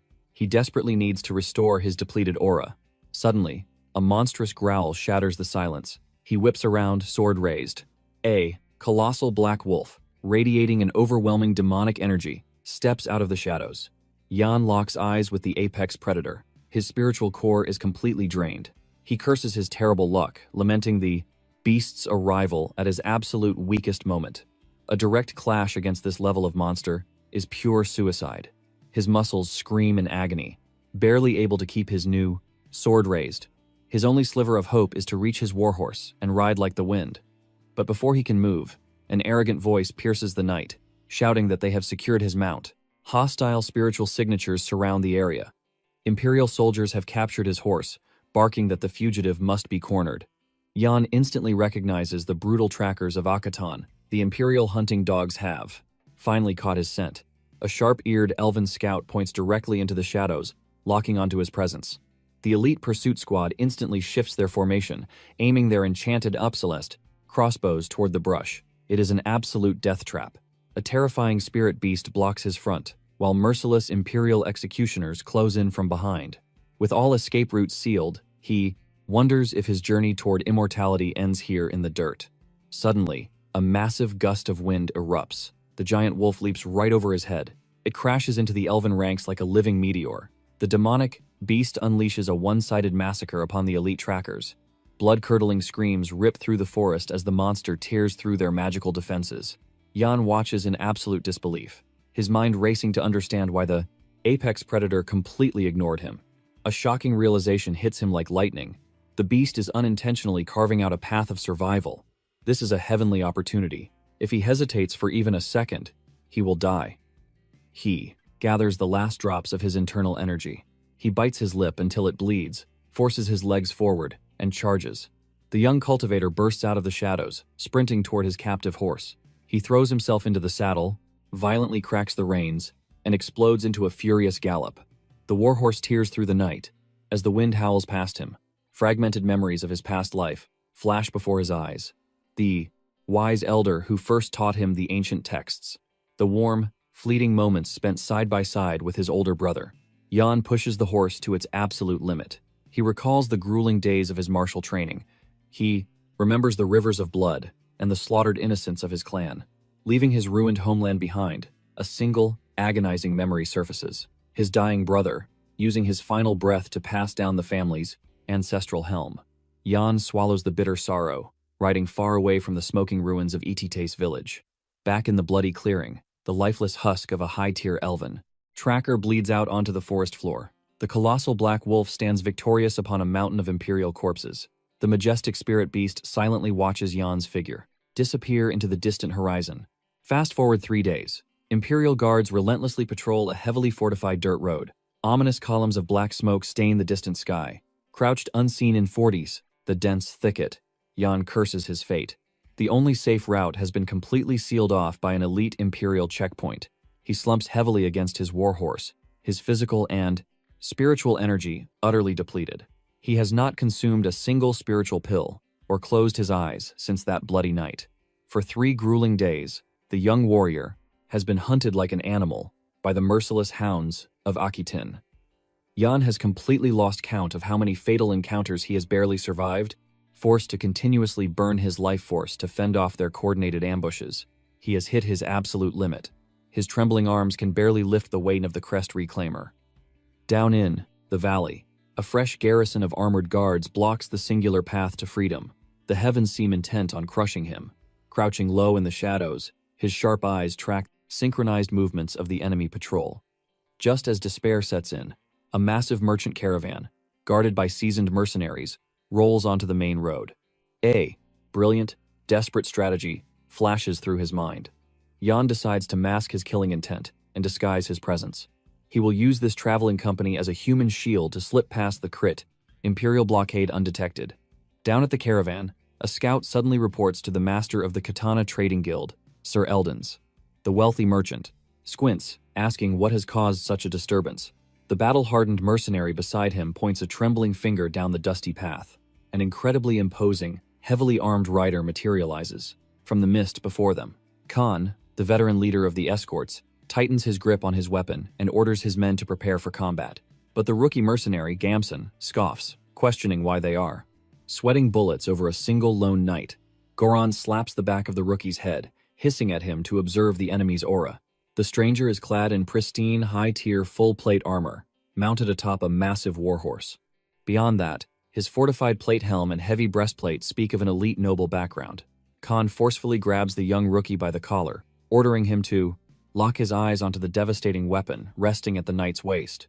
The distinctive gleam of the hilt screams that it is forged from legendary Dana steel. That single divine blade could slice through their cheap iron armor like a hot knife through butter. Yet, the foolish rookie still doubts the danger, arrogantly pointing out that 9 men could easily crush one. One of the veteran fighters roughly shoves the kid aside, grinding his teeth in pure annoyance at his suicidal ignorance. Another seasoned mercenary ruthlessly smacks the rookie on the back of the head, ordering him to shut his trap before he gets them all slaughtered. Sensing the intense pressure, Master Eldons commands Goron and Khan to circulate their mana and prepare to strike with everything they have at the absolute slightest hostile movement. Sweating nervously, the merchant announces he will step forward to assess the stranger's true power. Level first. If negotiations fail, they are to unleash hell on his command. The twin mercenary captains grip their weapons, confirming the risky order. Slowly, Eldons climbs down from the safety of the armored wagon and approaches the intimidating rider. As the merchant bridges the gap, Khan whispers a deadly directive to his men. They are to sever the horse's legs and bring the monstrous knight crashing to the earth the exact moment, the exterior.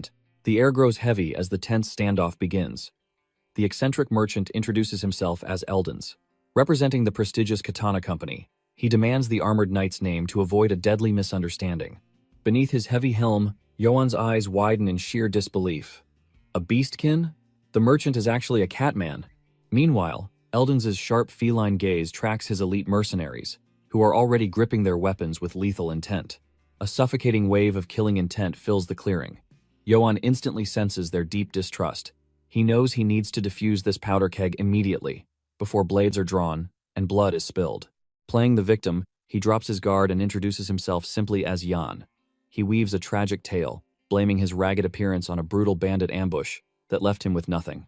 With a humble tone, he begs Eldons to call off his bloodthirsty men. The merchant's ears twitch as he offers a smooth apology. However, he coldly defends his caution, stating a traveling merchant must always anticipate the blade. Yoan nods gently, perfectly playing the part of an understanding survivor. He carefully lays out his bait, explaining that the ruthless bandits stripped him of every last coin he owned.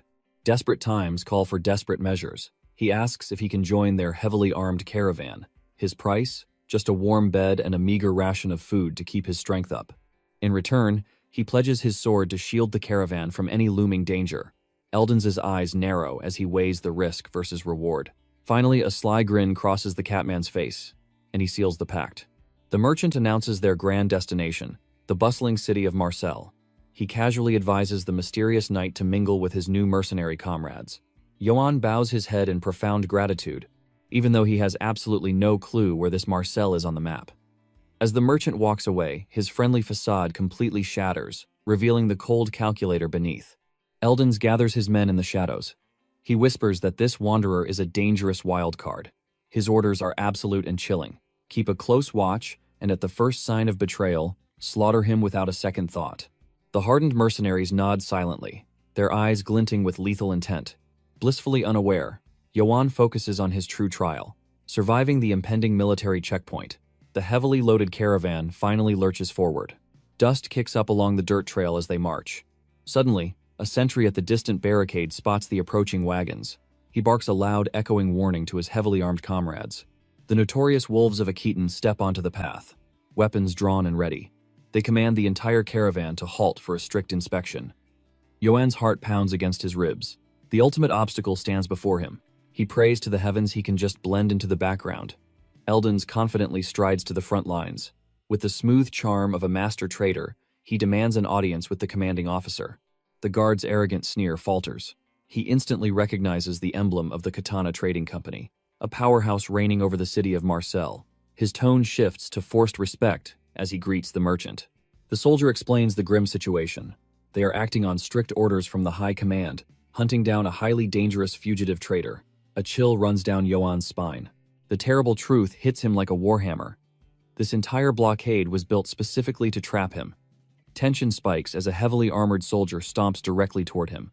The guard growls, ordering the mysterious knight to strip off his helm and reveal his face. Yoan's mind races for survival. He stammers out a pathetic excuse about a contagious skin rot. The cruel guards erupt into mocking laughter. They brush off his lie and violently demand he expose his identity. The squad leader steps forward, his eyes narrowing with deep, piercing suspicion. Is this armored stranger hiding a dark secret? The air between them crackles with explosive energy. The two lock eyes in a deadly staring contest. Knowing his cover is blown, Yoan braces for an all-out bloodbath. His fingers silently wrap around the hilt of his sword. Just as the blade is about to sing, a furious roar shatters the silence. Eldens unleashes a terrifying merchant's wrath. He screams at the soldiers, daring them to insult his prestigious guild. The Catman demands the captain's head on a platter. He aggressively pushes into the guard's personal space, threatening to rain political hellfire upon their ranks if they push him any further. If they delay his wagons for even one more second, he will personally deliver a crushing formal complaint, and he guarantees it will go straight to the top brass at the Marseille branch. The fierce bluff works flawlessly. Intimidated by the massive political backlash, the guard captain swallows his pride. He violently waves his hand, barking at his men to clear the barricades immediately. The foot soldiers grind their teeth, boiling with furious frustration at their commander's sudden cowardice. The squad leader shoots Yoan a lethal glare, muttering that the knight just used up all his luck. The creaking wagons roll past the heavily armed blockade. Yoan exhales a breath he didn't know he was holding. The disguised knight casts one final, cautious glance over his shoulder at the enemy lines. The defeated wolves can only watch in bitter silence as their prey slips away. Hours bleed by until dusk settles. The caravan finally makes camp, and the rough mercenaries huddle around a roaring fire to assign night watches. Inside his luxurious tent, Eldens carefully pores over a glowing magical scroll. He steps out into the cool night air and casually approaches his newly hired, mysterious bodyguard. Seeing the young man has no assigned duties yet, the merchant kindly waves him off to get some shut-eye. Grateful for the reprieve, Yoan offers a slight bow of thanks to a passing mercenary. A worn, dusty sleeping bag is carelessly tossed at his boots. Exhaustion finally catches up to the disguised knight. He collapses onto the hard earth, desperate to rest. Within seconds, the crackling campfire lulls him into a deep slumber. But the forest is far from empty. High above, a sinister silhouette watches the camp under the pale light of the full moon. Another shadowy assassin melts out from the dense, dark foliage. A deadly whisper cuts through the rustling leaves. The commander signals his hidden strike force. Their ruthless strategy? Encircle the camp from the high ground and slaughter every breathing soul in one devastating sweep. Completely oblivious to the creeping death, Yoan plunges into a vivid dream. He is pulled back to his past life, remembering his days as Sergeant Kim Yoan of the modern military. He relives the glory of a massive tactical war game. Against impossible odds, he masterfully executed a brilliant defense-in-depth formation, absolutely crushing a vastly superior enemy force. His tactical genius was the stuff of modern legends. He became an instant hero among his exhausted comrades. The battalion commander, Lieutenant Colonel Kim Ibok, personally pinned a shining medal to his chest and granted him a rare 5-day paradise leave. The young sergeant throws a razor-sharp salute to his superior. Deep down, his heart swells with immense pride. He truly believed he was born to rule the battlefield. But that grand illusion shattered quickly. The toxic military hierarchy and bone-crushing shifts drained his soul entirely. The absolute worst part? The insulting, rock-bottom paycheck that barely kept him alive. That miserable reality was the exact reason he chose to desert it all. The dream suddenly twists into a suffocating nightmare. Phantom hands grab him, violently dragging him back to the hellish base. Yohan's eyes snap open. He bolts upright, his heart hammering against his ribs like a war drum. Cold sweat drenches his brow as he realizes it was merely a phantom memory. He sucks in a ragged breath, fighting to calm his racing pulse. That cursed military flashback completely ruined his rest, leaving his muscles screaming in agony. He shifts his gaze to the silent camp. The silver moonlight still bathes the area, but suddenly, a deadly whistling splits the air. A torrential rain of steel-tipped arrows plummets from the sky. Yohan's combat instincts ignite in a microsecond. He braces for the lethal impact. His hand snaps out like a striking viper, snatching a deadly shaft mere inches from piercing his eyeball. His blood runs freezing cold. Did those relentless checkpoint dogs track him down? A blazing fury erupts within his chest. Annoyed at being discovered, he realizes he must act instantly. He leaps to his feet, deciding he needs to use the mercenaries to survive this. He channels his aura into a deafening roar, screaming a desperate warning to shatter the camp's silence and alert them to the ambush. Eldons and his hardened warriors are violently jolted from their sleep by the terrifying battle cry. But how did this happen? The timeline rewinds exactly 5 minutes before the bloody attack. Hidden in the brush, Kay was bitterly complaining to Gamson, complaining bitterly about why they were breaking their backs out here, while the mysterious new knight got to slack off. Khan shoots the rookie, a deadly glare, ordering the greenhorn to shut his mouth. He growls out a harsh truth, explaining you never hand guard duty over to a total stranger. It is a quick way to get your throat slit, in the dead of night, and wake up to missing supplies. He issues a grim warning to the boy. If he keeps flapping his jaws and acting recklessly, his lifespan in the mercenary business will be brutally short. Dismissing the kid, Khan turns back to his patrol route, but Gamson refuses to drop it, spitting that he joined this life to fight like a true warrior. He sneers with disgust, claiming that if he had known the legendary Goran mercenaries were nothing but spineless cowards, he never would have signed up. Hearing this blatant disrespect, Khan snaps back around. He steps into the rookie's personal space, demanding he repeat those exact words. The two men lock eyes, murderous tension thickening the dark forest air. But before fists can fly, a blood-curdling scream shatters the silence. Ambush. Without warning, a lethal rain of arrows descends from the canopy. Acting on pure veteran instinct, Khan tackles the foolish rookie to the dirt, sacrificing his own safety to shield him from the deadly downpour.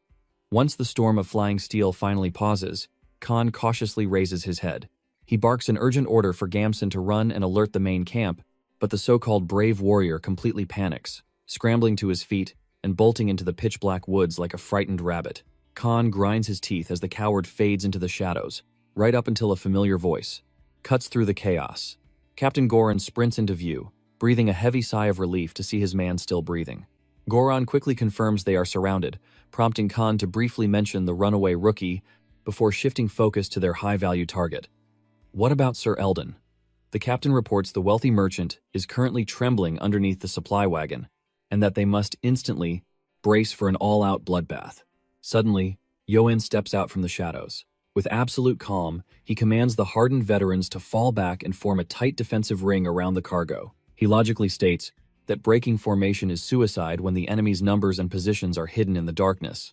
But Captain Goran scoffs at the strategy, staring down the young man and mocking his authority. Does this drifter suddenly think he pays their wages? Khan sneers, telling Yohan they don't need tactical advice from a rookie. He sharply suggests the pretty boy should just focus on keeping his own head attached to his neck. Yohan blinks, genuinely surprised by their sheer tactical incompetence. Ignoring the warning, Goran turns to his troops, his voice booming through the trees as he commands his men to raise their shields and prepare for a bloody clash. Unfazed, Yohan strides up to the veterans, mentioning he has survived plenty of skirmishes like this. He simply requests a single piece of armor to join the front line. But from beneath the wagon, Eldon practically squeaks in panic, flatly denying the request. The merchant claims they are critically short on gear, leaving the mysterious knight entirely defenseless. Yohan slowly turns his back, realizing these stubborn fools would rather die than trust an outsider.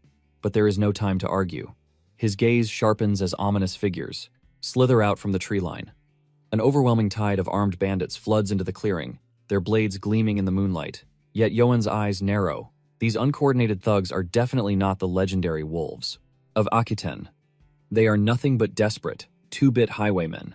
Blind to the truth, Khan roars a deafening battle cry, ordering a full frontal assault. The reckless mercenaries abandon their post, charging blindly into the dark woods to meet the overwhelming horde.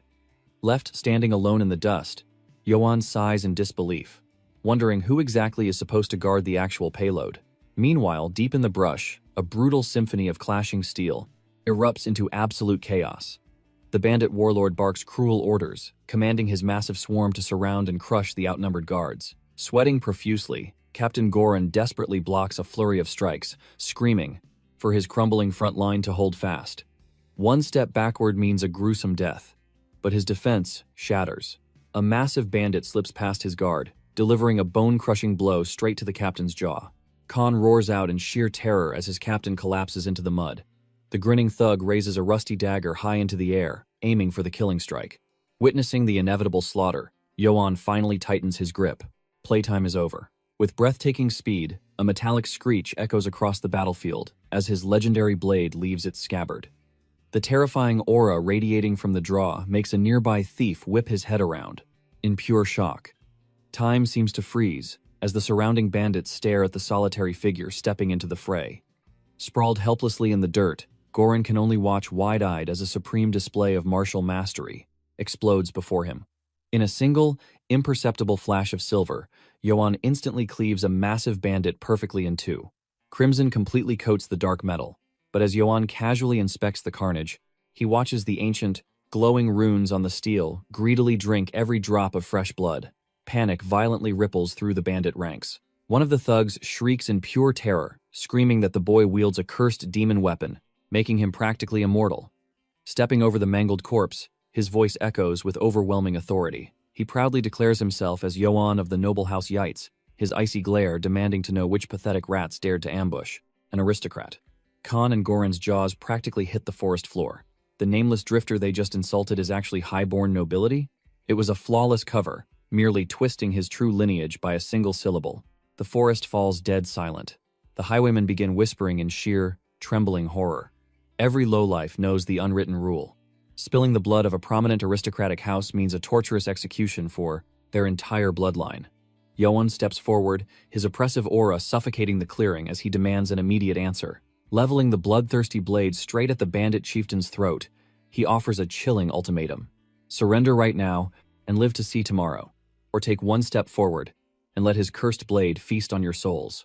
The young noble's eyes flash with warning, daring the leader to make the final mistake of his miserable life. The chieftain simply chokes on his own, terrified breath, completely paralyzed by the pressure. Suddenly, the sharp clang of metal rings out. A trembling thief in the back line furiously hurls his weapon into the dirt.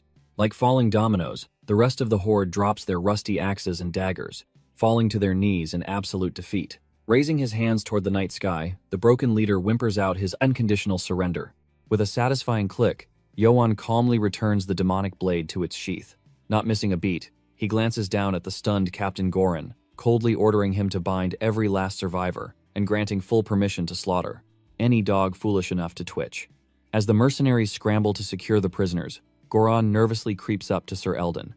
His face is pale with dread, terrified that this hidden aristocrat is going to severely punish them for their blatant disrespect. They had treated him like worthless trash, assuming he was just another stray mutt with a shiny sword. But the sweaty merchant furiously wipes his brow, whispering that he will smooth things over. He desperately rationalizes that allowing the noble to travel with their caravan in the first place has to count for some measure of grace. Plastering on a pitiful, groveling smile, Eldon practically bows as he approaches the young lord. He smoothly praises Yoan's breathtaking combat skills, showering him with gratitude for single-handedly saving his precious cargo from ruin and begging to know how he could possibly repay such a monumental debt. But Yoan simply smiles, clapping a firm hand on the stunned merchant's shoulder. He brushes off the praise, stating that preserving human life is the only reward he requires. The greedy merchant's jaw drops, completely bewildered that this overpowered noble isn't demanding a mountain of gold coins. With the tension finally broken, the mysterious young lord turns to walk back to the campfire, but he pauses, glancing over his shoulder with a playful smirk, merely requesting that next time they actually let him borrow a damn shield. Eldon furiously nods his head, swearing on his life that the VIP will have the absolute finest armor in their entire inventory. With the pleasantries out of the way, Yohan's gaze turns ice cold once more. It was time to rip the truth out of these bandits. He gestures for the mercenaries to drag the captives forward, but Captain Goran respectfully steps in, pointing out that since his overwhelming authority has been revealed, a simple interrogation might not even be necessary. The tense atmosphere finally shattered. A burly mercenary roughly shoved the captured bandit leader forward. The defeated thief was forced onto the dirt, kneeling at Jan's feet. The young noble stepped closer, his gaze piercing. He demanded their true identities and motives. Trembling, the leader confessed. They were no ordinary thugs. They were the remnants of the fallen House Brits. Months ago, catastrophic disaster struck their peaceful lands. Falsely accused of high treason against the heavens, the Emperor unleashed his wrath upon them. The ones who slaughtered their families were none other than the ruthless imperial wolves. They fought back with their very life force, but survival became impossible the moment the noble executioner entered the bloodbath. Overhearing this, a seasoned mercenary nodded grimly. It had to be Karamov, the Emperor's most vicious hunting dog. The broken bandit leader bowed his head to the earth, begging for forgiveness for his unforgivable crimes. He revealed their tragic fate. Hunted by the Imperial army as traitors, and abandoned by the Northern lords as cowards, they had nowhere left to run. He knew staining his hands with thievery was a sin, but starvation left them no choice. They only wanted to live. Jan narrowed his eyes, searching the man's soul for any hidden motives. The broken warrior shook his head fiercely. Their only target was the caravan's glittering wealth. Hearing this, Sir Eldons erupted in blazing fury. He roared that the merchant's path is paved with absolute trust. Jan quickly signaled a guard to hold the enraged beastman back. As he urged Sir Eldons to cool his inner fire, the young noble's mind raced. The charge of treason. It echoed Karamov's chilling words from the past. Everything suddenly clicked into place. The fog of deception lifted from his mind. The truth struck him like a physical blow. There was no grand rebellion. It was nothing but a bloody stage play. A brilliant, sickening excuse for the Emperor to butcher his rivals using Karamov's blade. Unfathomable rage boiled within Jan's meridians. He cursed the tyrant upon the throne, praying for his agonizing demise. Looking at the trembling men before him, a harsh realization dawned. These outlaws were mirrors of his own tragic fate, mere pawns crushed by absolute power. Yet, they had crossed the line into villainy. The young master hesitated, torn on delivering celestial judgment. Khan stepped heavily to his side. The veteran warrior offered to extract more secrets through blood and pain. But Jan raised a hand, shutting the brutal suggestion down. They had heard enough.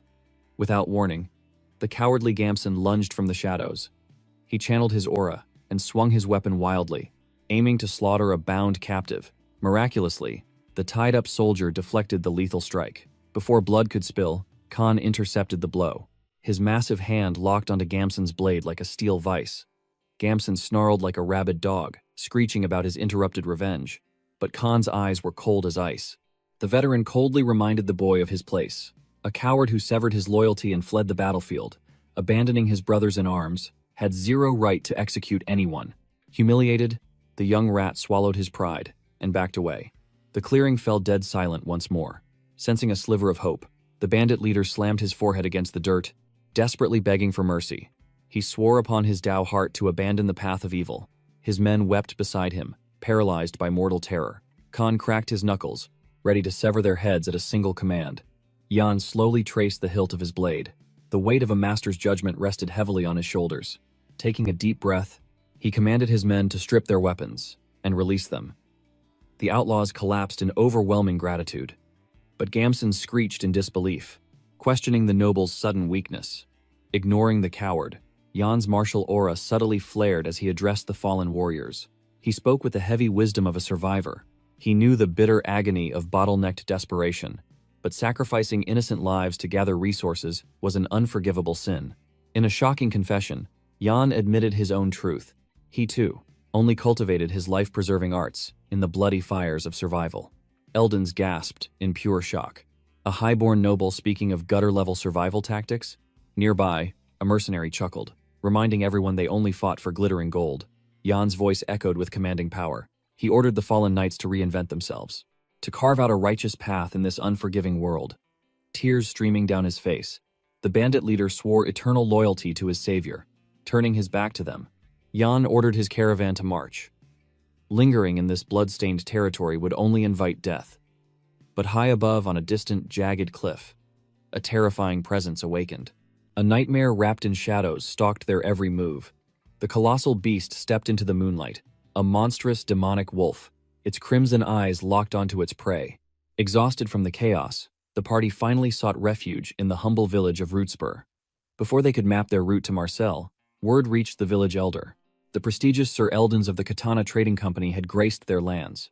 Adjusting his robes, the elder hurried toward the bustling courtyard to welcome the wealth-order merchant. Eldons threw his arms wide with a boisterous laugh. It had been months since their last encounter. The elder smiled warmly, asking if the treacherous roads had treated them kindly.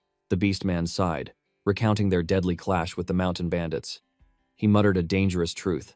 The entire mortal realm was rotting, ever since the emperor lost his mind. The elder panicked. He frantically hushed the merchant, terrified that imperial spies might be listening. One wrong whisper meant a gruesome execution, but Eldons merely chuckled, revealing they survived the slaughter, all thanks to a noble cultivator of monstrous power. A true warrior of absolute valor, the elder scoffed, recalling a pathetic con artist who claimed noble blood weeks ago. The impostor had been swiftly beaten and tossed into the dirt. The feline merchant roared with laughter. His old friend was still as vicious as ever when provoked, but his expression suddenly turned dead serious. This young lord was the real deal, a man of unshakable honor and terrifying martial prowess. He had single-handedly shielded them from death itself. And the most shocking part? He rejected every single spirit coin offered in reward. The elder's jaw dropped in sheer disbelief. A brilliant scheme formed in his mind. Having a legendary master guard their walls would guarantee absolute safety against the growing bandit threats. In an age of darkness, a righteous blade was worth more than gold. Desperate, he begged the caravan to linger and recover their core energy for a few weeks. Eldons politely declined the honeyed trap, but the elder shamelessly pushed, leaning heavily on their long-standing friendship.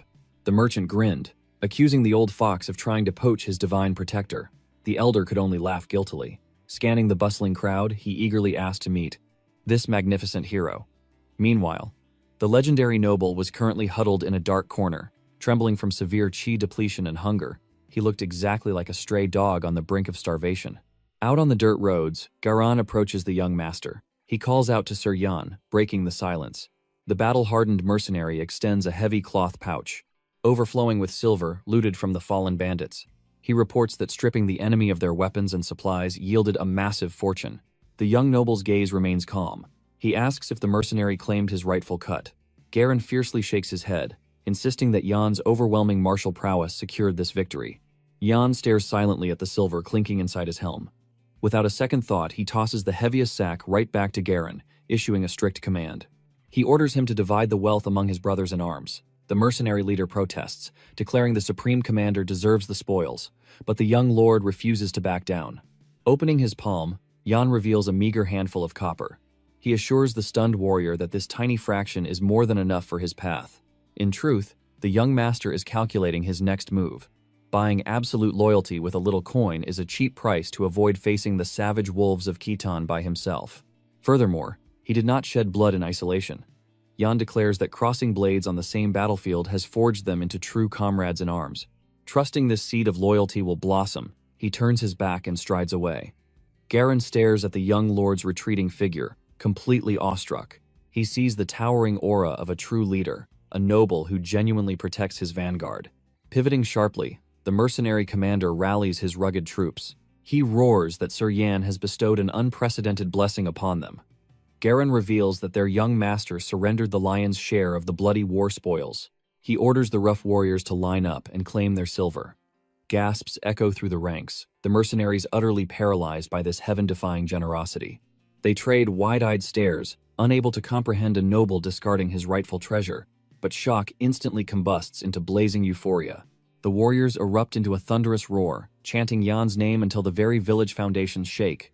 Hours later, the young lord rests in an inn, his aura suppressed. His trusted blade lies within arm's reach. Suddenly, the wooden door groans as it cracks open. In a flash of killing intent, the bedside candle is brutally extinguished. Jan's breathing remains steady, seemingly trapped in the illusion of deep slumber. From the suffocating shadows, a pair of blood-red eyes locks onto his vital points. A masked assassin hovers like a phantom, poison-laced dagger drawn. But let us rewind to the evening shadows, right before this deadly ambush. Garen's booming voice echoes across the plaza, declaring Sir Yan's legendary distribution of the spoils. Hearing that every man will bathe in silver, the mercenaries explode with ferocious joy. As Yan strolls through the winding alleys, his name echoes like a god of war among the troops, though his spatial ring hides the most priceless treasures. He has successfully purchased an army's undying devotion. Suddenly, a dignified elder blocks his path, bowing deeply to ask if he stands before the great Sir Yan. Yan narrows his eyes, questioning how this stranger pierced his identity. The elder smiles warmly, confirming he recognizes the esteemed noble traveling alongside Master Eldon's. The old man respectfully offers to guide him to the grandest pavilion in the city.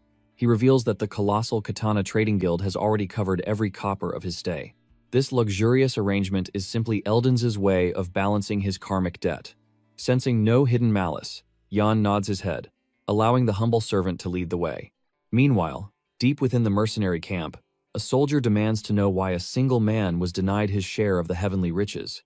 A veteran spits on the ground, growling that the coward Gamson hid like a rat during the bloodbath. For defying the martial code, he receives nothing but disgrace. Overhearing his own humiliation, Gamson clenches his fists in the shadows. But then, a flicker of movement down the street captures his sinister gaze. Peering through the cracked wood, he spots the wealthy noble being escorted by the guild elder. A venomous, greedy plot instantly takes root in his twisted mind. Crossing the threshold of the premium inn, Yan finally drops his guard. He submerges his battered body into a steaming, medicinal bath. As the spiritual energy of the water soothes his meridians, his exhausted muscles melt. He never imagined a silk mattress and hot water could bring such heavenly bliss. Before embarking on this martial journey, he had vastly underestimated the brutal reality of a rogue cultivator wandering without a sect's protection. Born with a golden spoon and a pure bloodline, he had completely taken the safety of his ancestral estate for granted. Everything shattered the day that psychotic emperor reduced his majestic territory to a sea of ashes. The demonic flames claimed the lives of countless innocent souls. Yet, against the will of the heavens, he survived. He knows he is blessed with a second chance, far luckier than the ghosts of his clan. Staring at the rising steam, he questions if rejecting Karamov's dark alliance was a fatal mistake. If he remains a lone wolf, the Emperor's elite hounds will inevitably rip him apart. To escape the shadow of the executioner's blade, he desperately needs a heaven-defying strategy. Suddenly, a brilliant revelation flashes across his mind. Those bloodthirsty mercenaries were utterly powerless before a simple merchant like Eldon's. It was not his cultivation base they feared, but the monstrous empire backing him. They trembled before the almighty trading guild. This spark of wisdom pulls Yan back to the ancient teachings of merchant factions he studied as a young master. These colossal conglomerates control an intricate web of secret intelligence and endless spirit stones, ignoring all mortal borders. At their peak, they manipulate corrupt officials, sway high-tier nobles, and can even command a kingdom's entire military force. To survive the Emperor's endless pursuit, he must forge an unbreakable pact with a supreme trading guild, no matter the cost. But pushing these heavy schemes aside, he chooses to replenish his physical energy with a royal feast and finally enter a meditative sleep. Outside, the moon climbs to its peak, cloaking the world in darkness. Yan lies perfectly still, his battle-scarred sword resting firmly in his grasp. With ghost-like silence, the heavy wooden door glides open. A shadow operative slides into the room. Gripping a poisoned blade, the phantom extends a hand to neutralize the young master's weapon. But before his fingers even graze the steel, an overwhelming aura erupts. Yan's iron grip crushes the assassin's wrist like a vice. His eyes snap open, coldly demanding if these pathetic ambushes ever get exhausting. The masked killer freezes, completely paralyzed by the terrifying counterattack. Rising like a demon from the abyss, Yan tightens his grip, demanding to know if Karamov sent another useless pawn. The assassin thrashes wildly, screaming in pure terror. But with a mere flick of his wrist, Yan sends him crashing through the heavy wooden door. As his broken body hits the floorboards, an unseen force seizes his leg. Desperation consumes him as he claws at the hallway floor, begging the heavens for mercy, but his fate is already sealed. The foolish mortal finally realizes that his target was an absolute monster. 5 minutes before this slaughter, the innkeeper was completely oblivious, dead asleep at the front desk. In the shadows, 2 youths crept up the wooden stairs, masking their presence completely. Gamson whispers to Pra, swearing the mission is safe in their comrades' hands. He boasts that Volin, the absolute peak of human strength in their village, possesses lightning speed. Armed with a mask and a deadly blade, failure is impossible. At that exact moment, Pell, their beast-taming expert, executes his phase of the plan. He creeps toward a massive warhorse, carefully mounting the magnificent beast, whispering commands to keep its aura suppressed. Curiosity takes over as Pra questions if the noble's blade is truly worth the risk. Gamson scoffs, asking if his friend has ever witnessed a spiritual weapon cleave a man in half. He swears he saw that very blade sever an armored guard in a single, flawless strike. An artifact holding such overwhelming destructive power is practically priceless. Besides, a cultivator is nothing without their heavenly weapon. Suddenly, a chilling aura sweeps down the corridor. Peeking around the corner, they find their elite assassin completely crushed on the floor. Looming above him is the terrifying silhouette of Yan, radiating an endless killing intent from the doorway. The shattered mercenary wails out in agonizing pain. Gamson freezes, watching the blood-curdling spectacle in pure shock. Trembling with fear, Pra grabs his shoulder, demanding to know what kind of monster they provoked. Without a second thought, Gamson orders him to run if he values his pitiful life. A suffocating pressure crushes their lungs as the absolute certainty of death wraps around their throats. Right on cue, the innkeeper stumbles into the hall, demanding to know the source of the chaos. Outside, in the dead of night, Pell anxiously holds the gra. Stolen beasts. Spotting his terrified comrades sprinting over, he smiles and says they took their sweet time. Panicking, Gamson roars at him to shut his mouth and prepare for an immediate retreat. He whips his head toward Pra, desperately asking where Volin went. With a voice shaking like a leaf, Pra stammers that their strongest fighter is already dead or taking his final, miserable breaths. Gamson barks the order to mount up and ride for their lives.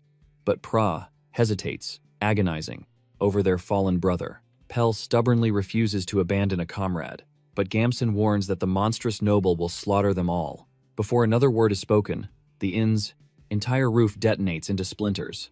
From the raining debris, Johann descends like a vengeful god, aura blazing. Far away, on the desolate borders of the Southern Holy Empire, a gruesome scene unfolds. Hanging corpses swing wildly from a withered, ancient tree. On the blood-soaked earth below, an Imperial guard ruthlessly hammers a wooden spike deep into the soil. Wiping his brow, he turns to his squadmate, smirking as he confirms their gruesome task is complete. Without an ounce of pity, the ruthless duo hammers up a terrifying Imperial edict. It declares that these low-level mortals, along with their entire bloodlines, were executed for daring to touch a noble cultivator's treasure. The horrifying document carries the supreme spiritual seal of the Holy Empire's sovereign, Emperor Cardian Bizalurk. Looking at the rotting bodies, one guard mutters, wondering what divine artifact they could have possibly snatched to trigger such earth-shattering wrath. Laughing darkly, his partner reveals a twisted truth. He heard the doomed fools merely swiped single chicken and 3 measly eggs from Lord Gavarorab's sacred domain. The revelation is absolutely mind-numbing. Even an elite soldier can barely process the pure madness of the nobles. Entire families were wiped from existence over absolute garbage. Meanwhile, hidden within a lively tavern, the deep night remains deceptively peaceful. Sitting in the VIP section, Master Eldens casually sips rare spiritual tea. His tranquility is shattered when a shadow guard appears, whispering grave news into his ear. He reports that Gamson's pathetic mercenary guild was caught red-handed, trying to plunder the divine artifacts of Sir Johann Yates. Upon hearing the name, Eldens violently launches out of his chair, his eyes wide with absolute horror. Mere moments later, he slumps back down in defeat. His grand scheme is in ruins, as he had desperately planned to recruit the supreme swordsman Johann as their escort to Marseille. Thinking quickly, Eldens issues a ruthless command. Gamson is to be hunted down immediately, and the entire merchant guild must sever all ties to the fools. The informant bows in absolute obedience. He silently marvels at the cold, calculating nature of a supreme merchant from the legendary Katana Company. Left alone in the shadows, Eldens forces his racing spiritual energy to stabilize. He refuses to panic, relying on the cunning mind that has survived 100 life or death crises before. He assures himself that his head will not roll over such a trivial mortal blunder, but he must craft a flawless strategy to appease this terrifying noble. Deep within the mountains, a frantic village council, reaches its boiling point. Rising from his seat, the elder chief declares the tense gathering officially over. But before anyone can leave, a bloodied scout bursts through the doors, screaming for the chief. He wails that their village's rogue youths were caught trying to loot the high-ranking cultivators. Furious beyond belief, the village chief shatters the heavy wooden table with his fist, cursing the youths as suicidal trash. Trembling in fear, an elder begs for a solution, only fanning the flames of the leader's explosive rage. Showing zero mercy, the chief orders the clan to scrape together their most precious treasures as an offering, throwing in a low-level slave to sweeten the deal. Furthermore, he commands the guards to drag the foolish troublemakers to the village square, preparing for a public execution right before the noble's very eyes. Instantly, the youth's desperate parents fall to their knees, begging and weeping for their bloodlines to be spared.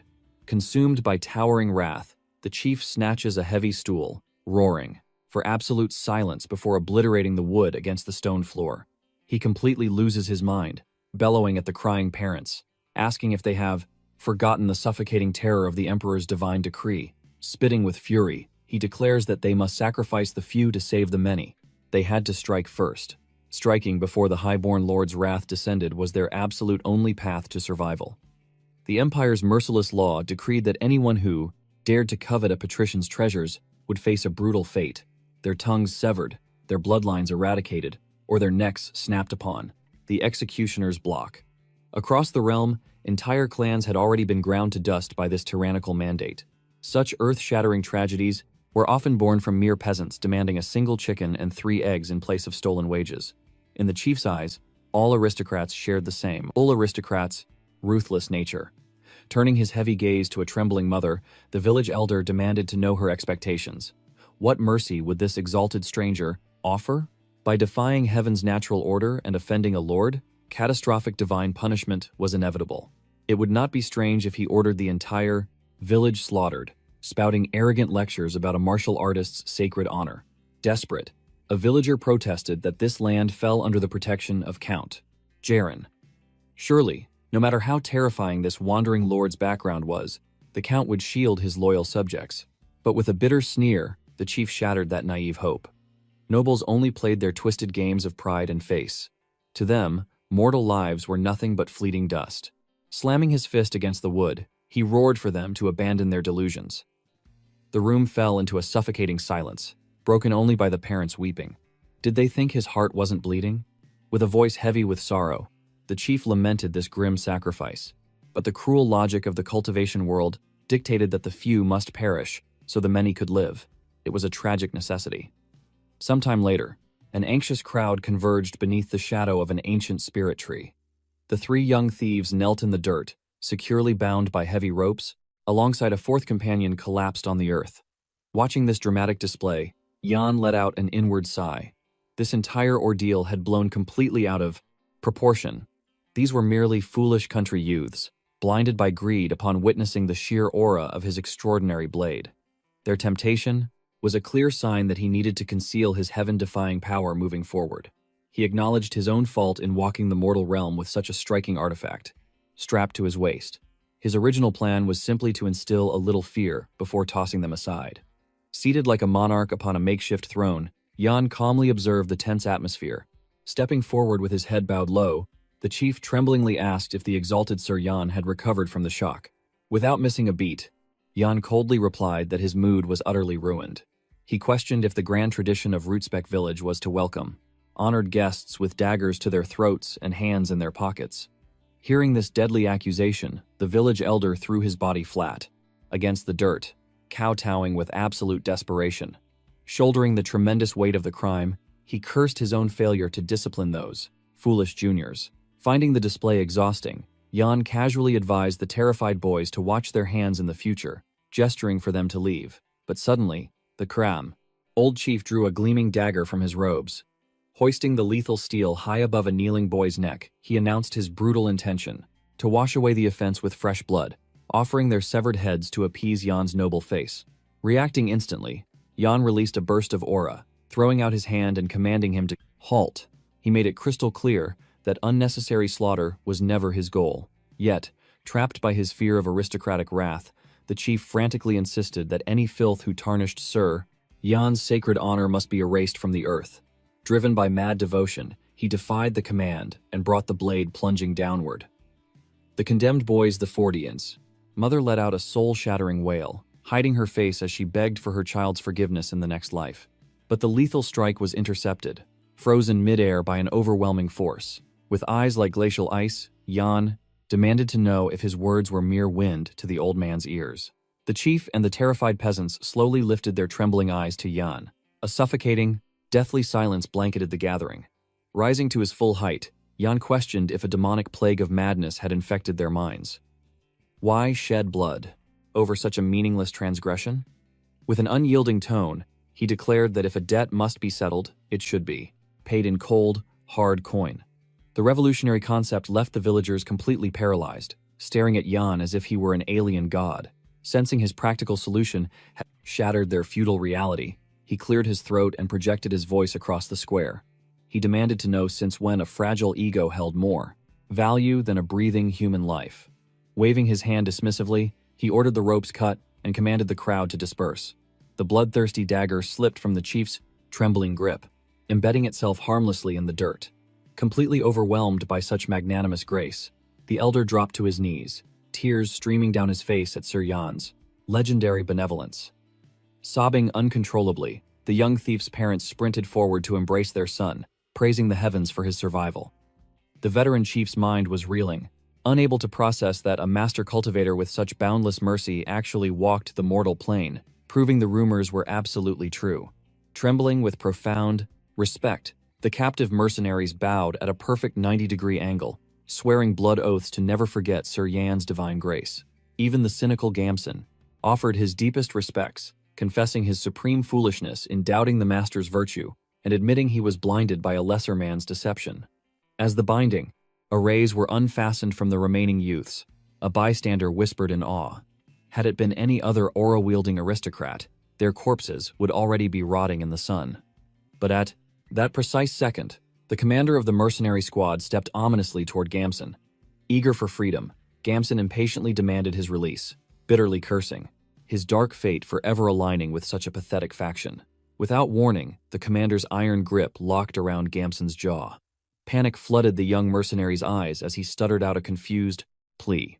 With a voice devoid of all human warmth, the commander whispered for him to simply accept his fate, promising that relaxing his spiritual core would make the transition painless. Before anyone could blink, a manifestation of pure, lethal intent materialized from the shadows behind Gamson. Sensing the abrupt shift in killing aura, Yan whipped his head around, his eyes widening in pure shock. A sickening thud echoed as Gamson's lifeless corpse crashed to the earth, mercilessly slaughtered before his own brothers in arms. Witnessing this grotesque betrayal, Yan's aura flared wildly. He shot to his feet, demanding to know what demonic madness had possessed them. Unfazed by the terrifying pressure, the mercenary commander prepared to justify, defending his actions with unwavering resolve. He declares that, under imperial decree, he simply purged a dog who dared covet a noble's wealth. Yan's aura flares as he retorts, making it clear his warnings were never empty bluffs. He had hoped to avoid bathing his blade in their blood. Around them, the seasoned mercenaries and Eldons watch with bated breath, the tension thick enough to cut. Looking directly at Yan, the leader stands tall, explaining that even swords for hire live by a strict martial code. He states that Gamson's pathetic cowardice dragged their pride through the mud and nearly got the entire company killed. Striking him down was the only way to uphold their unbreakable laws. With a heavy sigh, the leader presents his own bare blade. He vows that if the young lord feels his authority was insulted, he is ready to accept his punishment. In that fleeting second, Yan realizes the profound truth in those words. These rugged warriors possess their own warrior's pride, a creed they defend with their very lives. Slowly, the overwhelming pressure fades as Yan slides his sword back into its sheath. The onlookers remain frozen, watching this intense clash of wills in absolute silence. Reaching out, Yan gently pushes the leader's deadly dagger aside. With a calm and steady voice, he admits his own oversight, confessing he hadn't considered the mercenary's heavy burden, and offers a genuine apology. The shockwave of his words hits harder than any spell. Neither the hardened fighters nor Eldons ever expected an arrogant noble to bow his head. Yan calmly instructs Khan to stow away his weapon, prompting the rugged warrior to beg for his lord's forgiveness. Overwhelmed with respect, he deeply thanks Yan for his boundless understanding. Nearby, another mercenary harshly scolds Khan for daring to bare fangs at nobility, but is quickly told he can kick his teeth in if it happens again. From the shadows, Eldon stares at Yan as if seeing a legendary immortal. This young lord was a completely different breed from the corrupt elites. Just, courageous, and completely free of toxic arrogance. It sets a burning question ablaze within Eldon's mind regarding how such an anomaly could even exist in this rotting empire. In that very breath, Eldon swears to bind his fate to Yan's at all costs, plotting to skyrocket his own status within the Grand Company. Time flows on, and soon the caravan marches down a rugged path bathed in the bleeding light of the setting sun. As they ride, Yan inspects a silver pocket watch plundered from their recent spoils. Swaying in the saddle, a bitter sigh escapes his lips as he regrets claiming what felt like an artifact of great worth, only to discover its internal gears are completely shattered. Without warning, a quiet presence approaches from his blind spot. A young maiden gently calls him Master Yan, sighing that she now has another troubled soul to look after. Moments later, a respectful voice echoes from the iron gates of a nearby settlement. The village chief rushes forward, bowing deeply, as he presents lavish tributes gathered by the terrified locals to show their utter devotion. Within the sparkling loot, Yan spots another pristine watch, genuinely stunned that they managed to unearth a treasure so exquisite. But that isn't all. The chief practically shoves a frail slave toward him, boasting that the boy possesses an encyclopedic knowledge of geography and could be highly useful for his cultivation journey. Yan's eyes narrow. He had never witnessed a human soul crushed into such a pathetic, bruised state, and ignoring this dying youth would surely mean abandoning him to the grip of death. Graciously accepting the tribute, he immediately orders his men to scrub the filth from the boy and feed him a proper feast while they prepare to break camp. The chief eagerly announces that Godin has been claimed by the noble lord. Yet, even as he grants the boy sanctuary, a sour taste lingers in Yan's mouth over the twisted concept of owning another human being. Later that night, under a blanket of stars, the mercenaries devour roasted beast meat around a roaring campfire, with one warrior jokingly slapping the liquor away from Khan. The battered Godin timidly approaches Yan, who is purifying his blade's edge, and nervously addresses him as his supreme master. The frail youth offers a steaming bowl of rations, and Yan nods in gratitude. He casually orders the boy to drop the heavy titles and simply call him by his given name.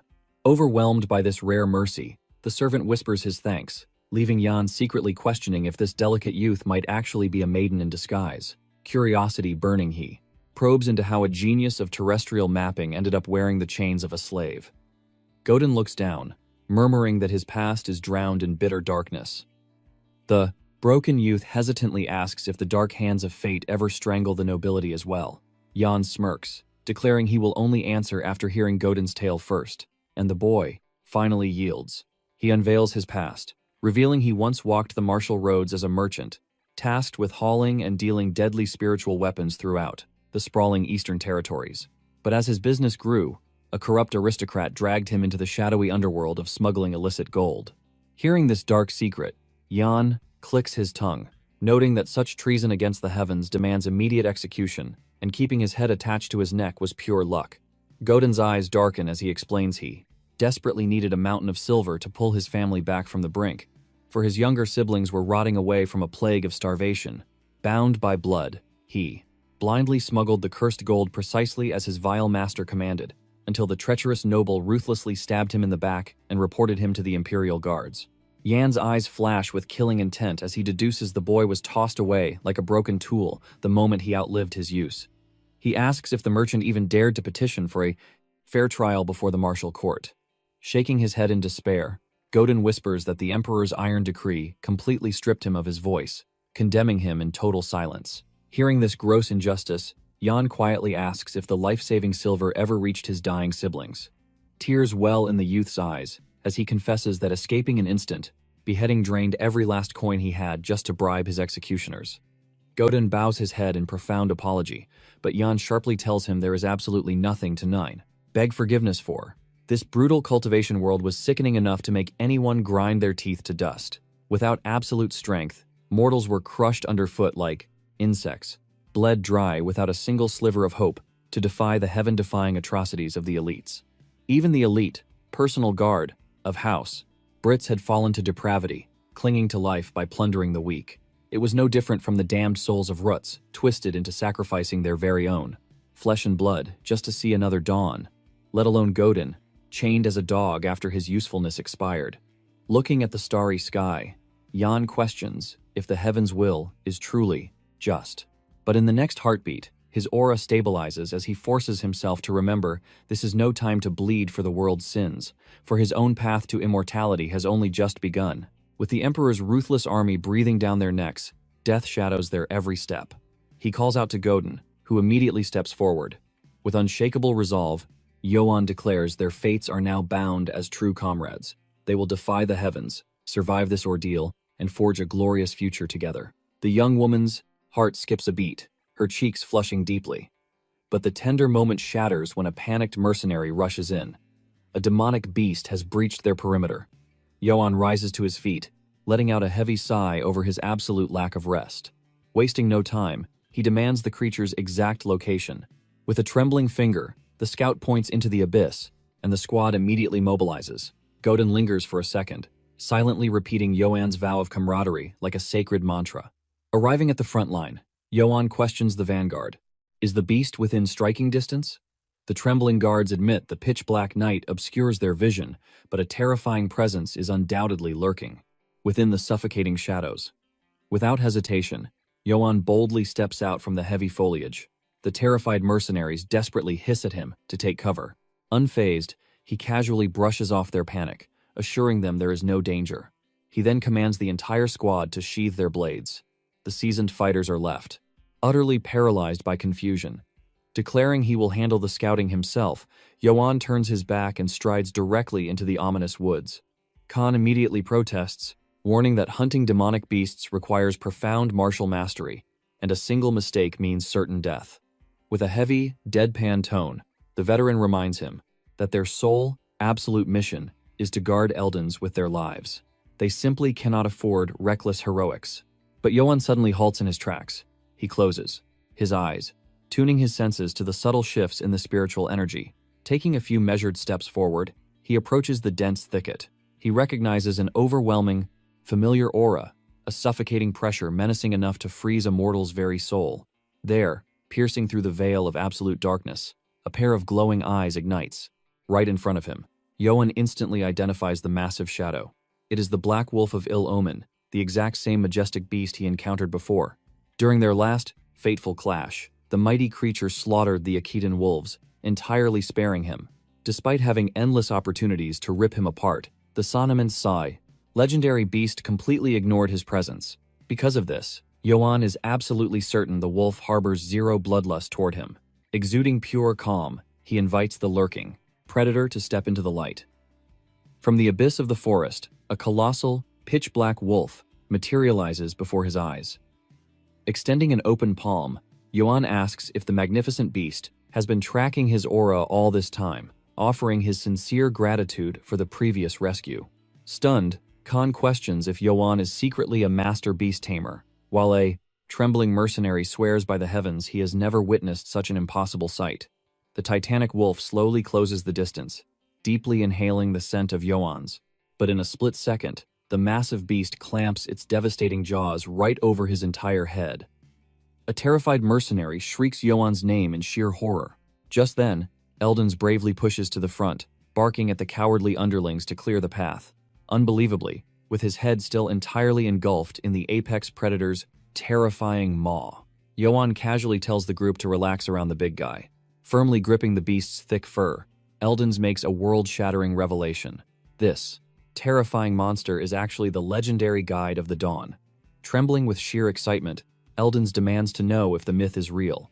Utterly lost, Yoan repeats the epic title, having absolutely no clue about its profound significance.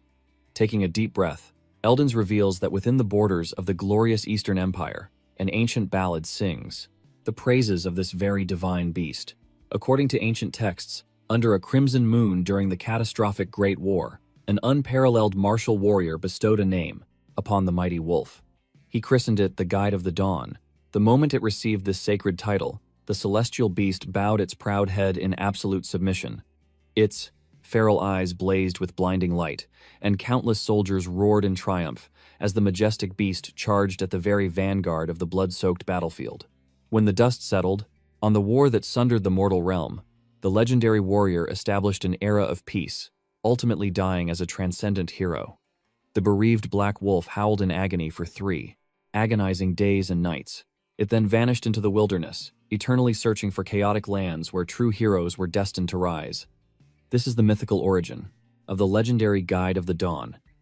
Skeptical, Yoan questions if the scholar's mind is playing tricks, noting the creature's infamous reputation in the south as a herald of disaster. Shaking his head, Eldens clarifies that the true lore of this divine entity traces back to the primordial archives of the Eastern Empire, and that the uncultured southern lands violently twisted the legend over the centuries. Quoting a sacred scripture from memory, he solemnly declares that the Guide of the Dawn mercilessly eradicates wickedness and only bows to a heaven-chosen hero. Eldens emphasizes that these heavy words are directly etched into the ancient stone tablets of the plate. Great Eastern Empire. The truth hits like a thunderbolt. Yoan finally grasps the earth-shattering reality of the divine entity standing before him. Unable to resist, Eldens begs for the honor of touching the sacred beast just once. Yoan casually grants permission. But the very second the scholar steps into its domain, the NET4, Divine Wolf unleashes a bone-chilling snarl. Terrified, Eldens instantly decides to keep his mortal hands to himself. Amused, Yoan gently strokes the terrifying beast, which immediately melts into a state of docile bliss. As Eldens marvels at how the legendary creature only submits to Yoan, a brilliant flash of realization hits him like lightning. He suddenly recalls a hidden verse from the ancient Eastern archives.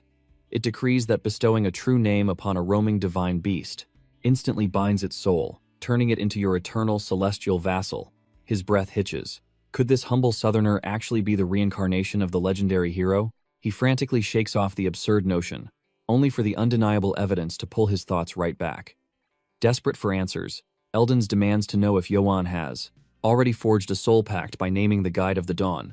Yoan simply shrugs, admitting he hasn't bothered with formalities yet. Practically begging, the scholar urges Yoan to claim the beast's absolute loyalty, right here, right now. If the ancient prophecies hold true, establishing this spiritual bond will trigger a heaven-defying phenomenon. Yoan strokes his chin, pondering a fitting title for such raw power, while Eldens eagerly pitches the name Katana. Meanwhile, watching from the shadows, Vulan's mind flashes back to the chilling moment he buried that arrogant bastard from Cardway.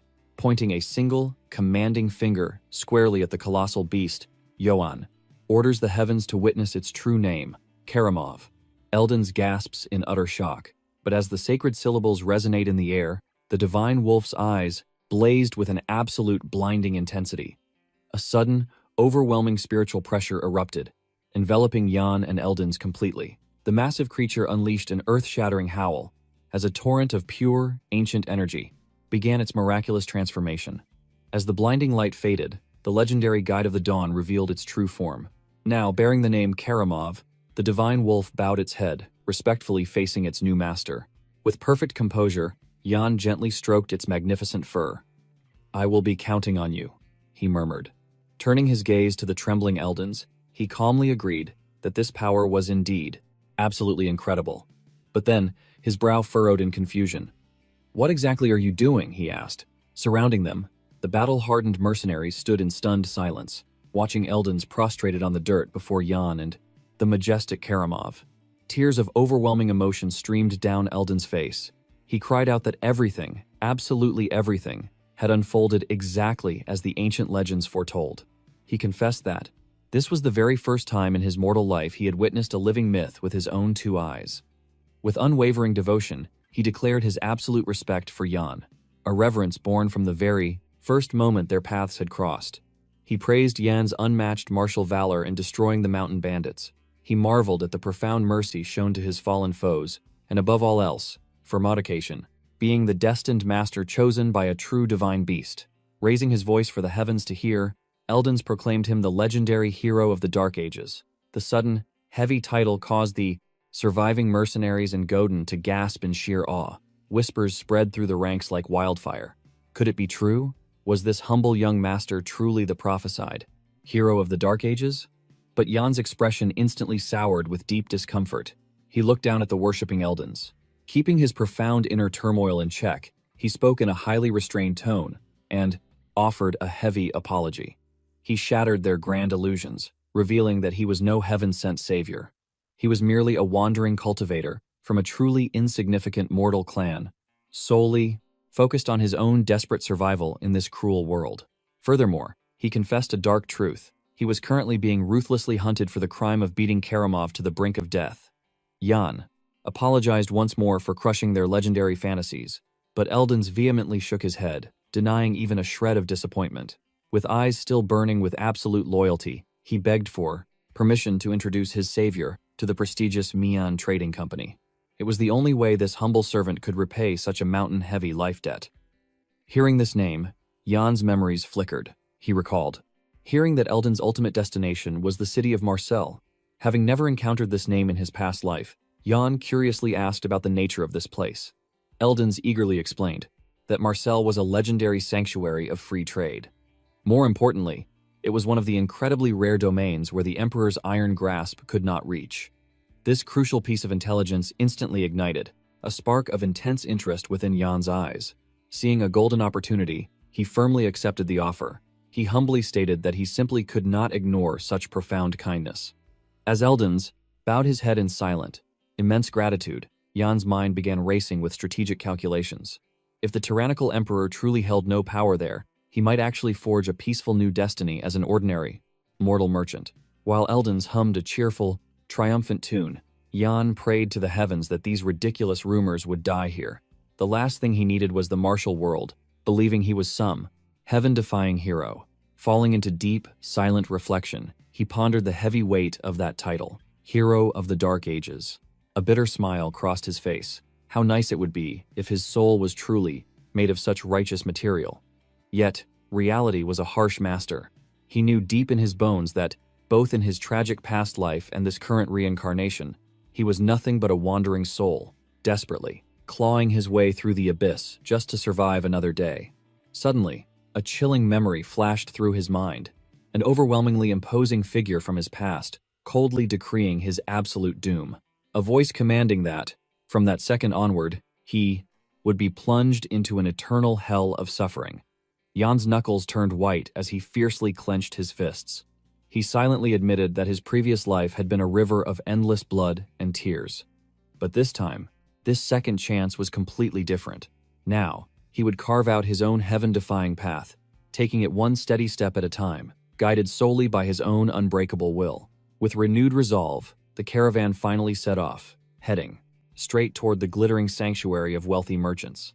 As the towering gates of Marseille came into view, Godin breathed a sigh of pure nostalgia, marveling that he never thought he would return to this sacred, bustling paradise. Strolling through the vibrant, chaotic marketplace, Jan casually suggested they gather some essential supplies. But without warning, Karamov shot forward like a bolt of lightning, darting far ahead of the plane. "Startled group," Jan urgently called out to the divine beast. Before he could stop him, a mortal street vendor leaned over. Oblivious to its terrifying true nature, she cooed at the cute little puppy, offering the legendary creature a simple meat treat. Watching this utterly bizarre scene unfold, Jan had a sudden realization. To the eyes of these ordinary mortals, the ferocious Karamov appeared as nothing more than an adorable, harmless hound. Just one day prior, before stepping foot into the sanctuary of Marseille, the group had set up camp in the dense, spiritual forest. It was there that Jan had locked eyes with the towering Karamov, sternly calling out his true name. He had calmly explained the harsh reality. A demonic beast radiating such monstrous aura would trigger absolute chaos within the city walls. He ordered the great wolf to remain hidden in the wilderness, but in Dawn, a shocking response to his master's command, Karamov's massive body began to shimmer with profound spiritual light. Jan's eyes widened in intense fascination, watching closely as the titanic creature seamlessly condensed its supreme aura, taking on a bizarrely compact form. Taken completely off guard, Jan gasped. Had the giant wolf truly shrunk its physical vessel? Was this size-altering technique yet another heaven-defying trait of a divine beast? Before he could analyze it, Godin had already lunged forward without a single ounce of fear. He scooped up the deadly predator in a tight hug, squealing loudly about how absolutely adorable it was. Seeing this ridiculous display, Jan logically concluded that in this highly deceptive state, sneaking a divine beast through the city gates would be child's play.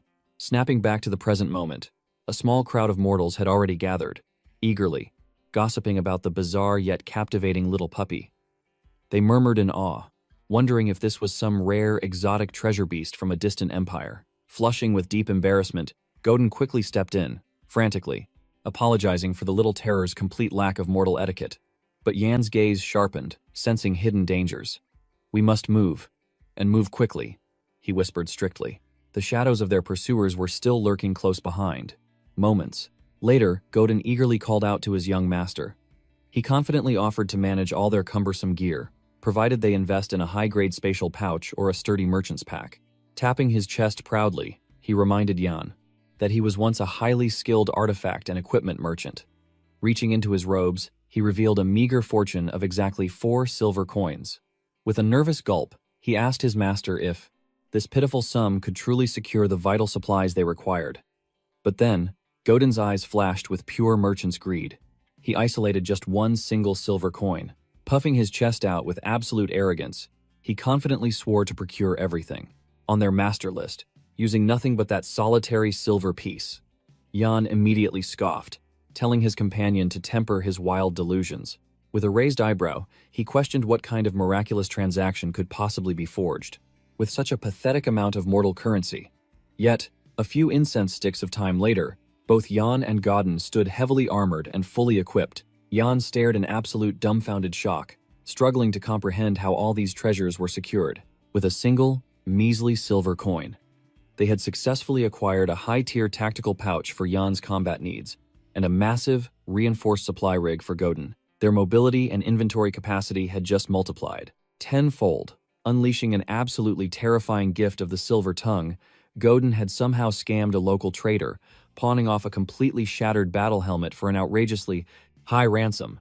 He even managed to swindle a heavy iron mace, completely free of charge. After purchasing essential alchemy vinegar, premium maintenance oils for their spiritual weapons, and an entire mountain of base supplies, they miraculously received a handful of copper change in return. Defying all known laws of the merchant path, they had somehow cultivated a larger fortune than they had originally started with. Witnessing this terrifying display of haggling mastery, a profound realization hit Jan. If a mere shattered helmet could fetch such an astronomical price, the high-grade artifacts he buried for Karamov must be worth a king's ransom. A hidden treasure trove just waiting to be claimed, he swore to himself. Should his path ever lead him back to these lands, he would unearth that buried fortune. Observing the scene, Jan couldn't help but smile. Godin moved with the practiced grace of a true merchant, his eyes practically glowing as he handled the goods. As he meticulously organized their new spatial inventory, the young man softly confessed his longing for this life. Dark memories of his time in chains surfaced. Days suffocated by the heavy chains of despair, constantly living under the cold shadow of death. But the heavens shifted the moment he met Jan. Now he felt as though his soul had returned to the golden days of his merchant life.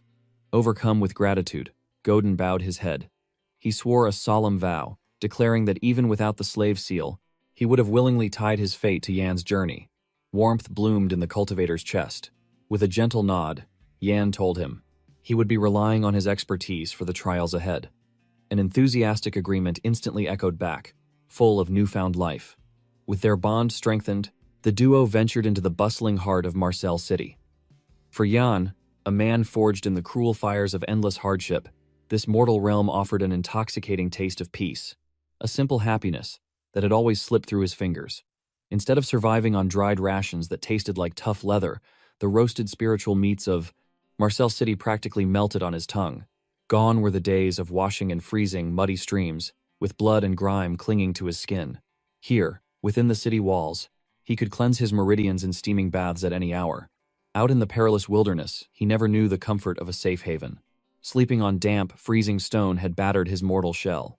But here in Marseille, he rested beneath luxurious, woven silk.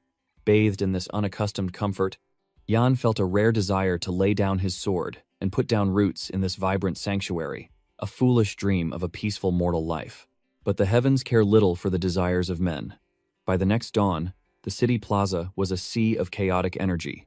Strolling through the market, Jan let his guard down, marveling at the luxury of simply walking without looking over his shoulder. However, a cultivator's instincts are rarely wrong. A sudden, chilling disturbance in the ambient aura spiked.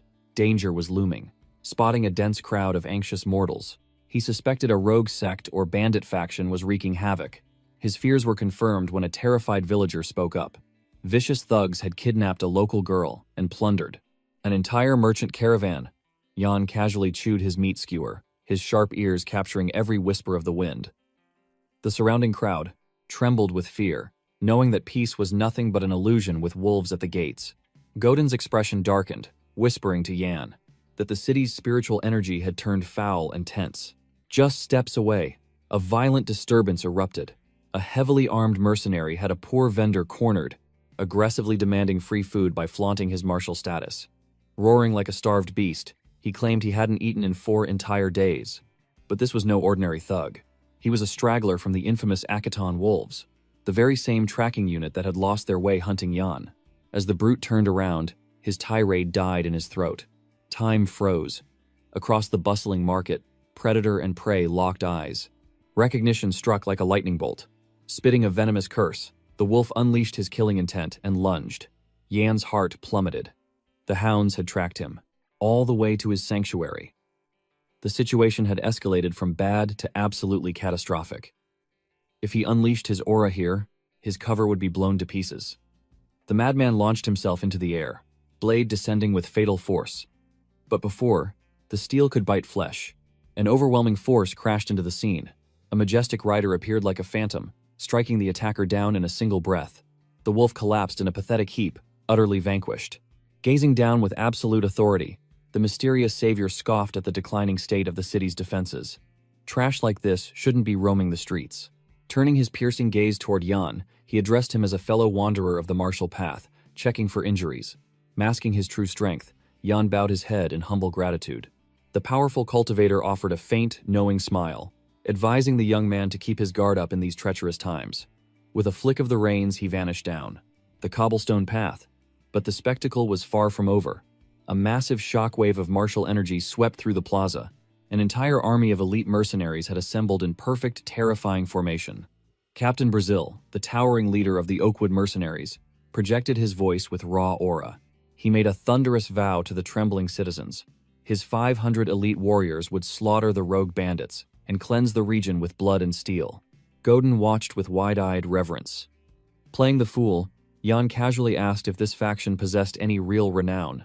Godin gasped, revealing that the Oakwood unit stood at the very pinnacle of the Empire's mortal forces. It clicked instantly. The city lord had spent a mountain of gold summoning these titans to exterminate the bandit threat once and for all. Jan remained eerily silent, absorbing the shifting tides of power around him. Inside, his mind was racing like a tempest.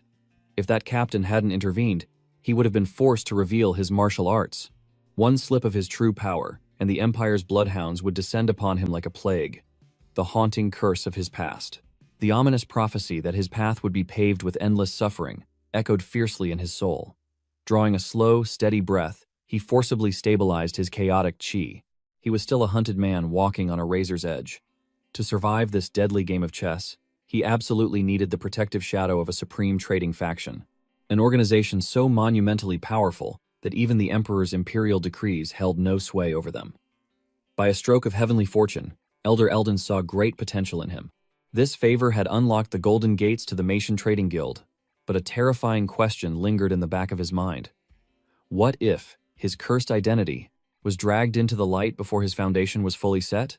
The cold truth was undeniable. If the guild learned he was an enemy of the throne, they would cast him out immediately. He would be completely defenseless against the heavenly tribulation awaiting him. If the mask slips before he secures Katana's absolute loyalty, his journey to immortality ends in ash and blood. His objective was crystal clear. Jan clenched his fists, determination burning in his eyes. He had to reach the Katana Trading Company and secure the absolute protection of the Empire, at least until he earned their unwavering trust. His true identity had to remain in the shadows. Suddenly, a clear female voice called out to him. She asked if it was truly him. The beast woman stepped forward, introducing herself as Ibella, an elite operative of the Katana Trading Company. She revealed that his legendary deeds had reached her ears through Eldon's. Because of this, she deeply desired to forge a powerful alliance with him and his noble house. With a respectful bow, Ibella invited him to accompany her to the company headquarters, that is, if the young master wasn't too occupied. They soon arrived at the Grand Marcel branch. Just outside the towering gates, his companion god tried to grab Karamov's paw, only to get fiercely bitten by the spiritual beast. Meanwhile, Jan waited alone inside a breathtakingly luxurious VIP room. He had finally infiltrated the sanctuary. This was his golden opportunity to rewrite his entire destiny. Right at that moment, a striking woman approached from the shadows. She asked if he was the esteemed Mr. Yoan, mentioning that Eldons had spoken highly of his strength. Turning around, Yoan watched her rise with absolute elegance to formally introduce herself. She was none other than Yaon, the highest authority of the Katana Trading Company's Marcel branch. Returning the profound gesture of respect, Yoan proudly declared his origins. He announced he was from the noble house of Yites. She smiled, expressing her deepest honor at this fateful meeting.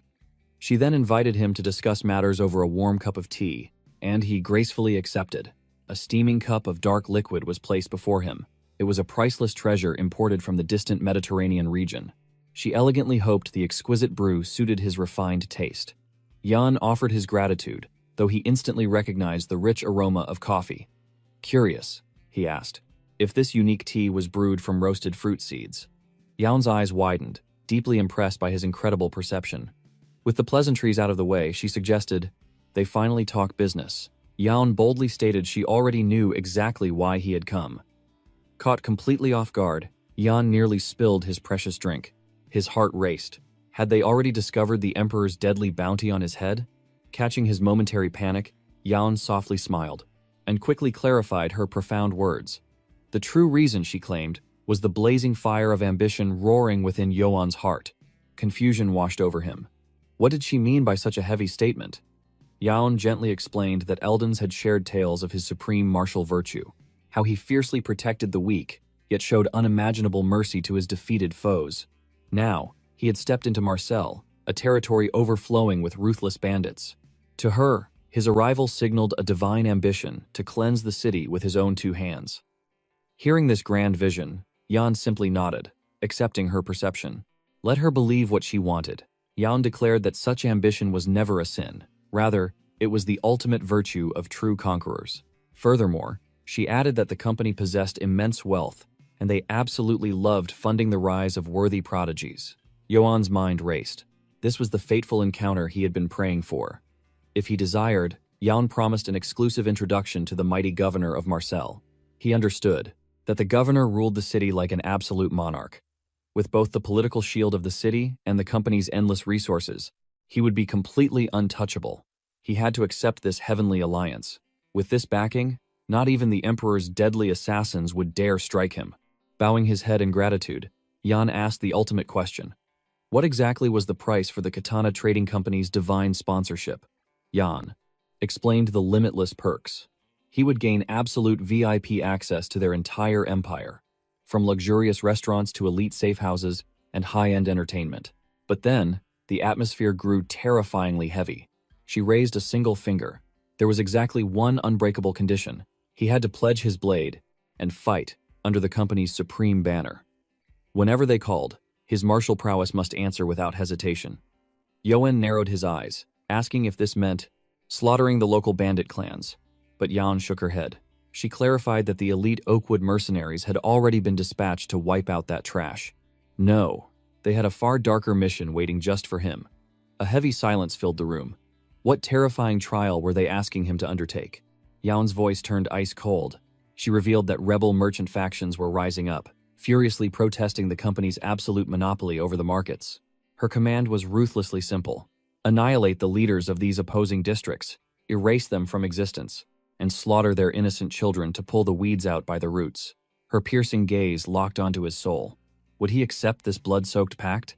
Yoan sat completely frozen, the sheer cruelty of the proposal weighing heavily on his martial conscience.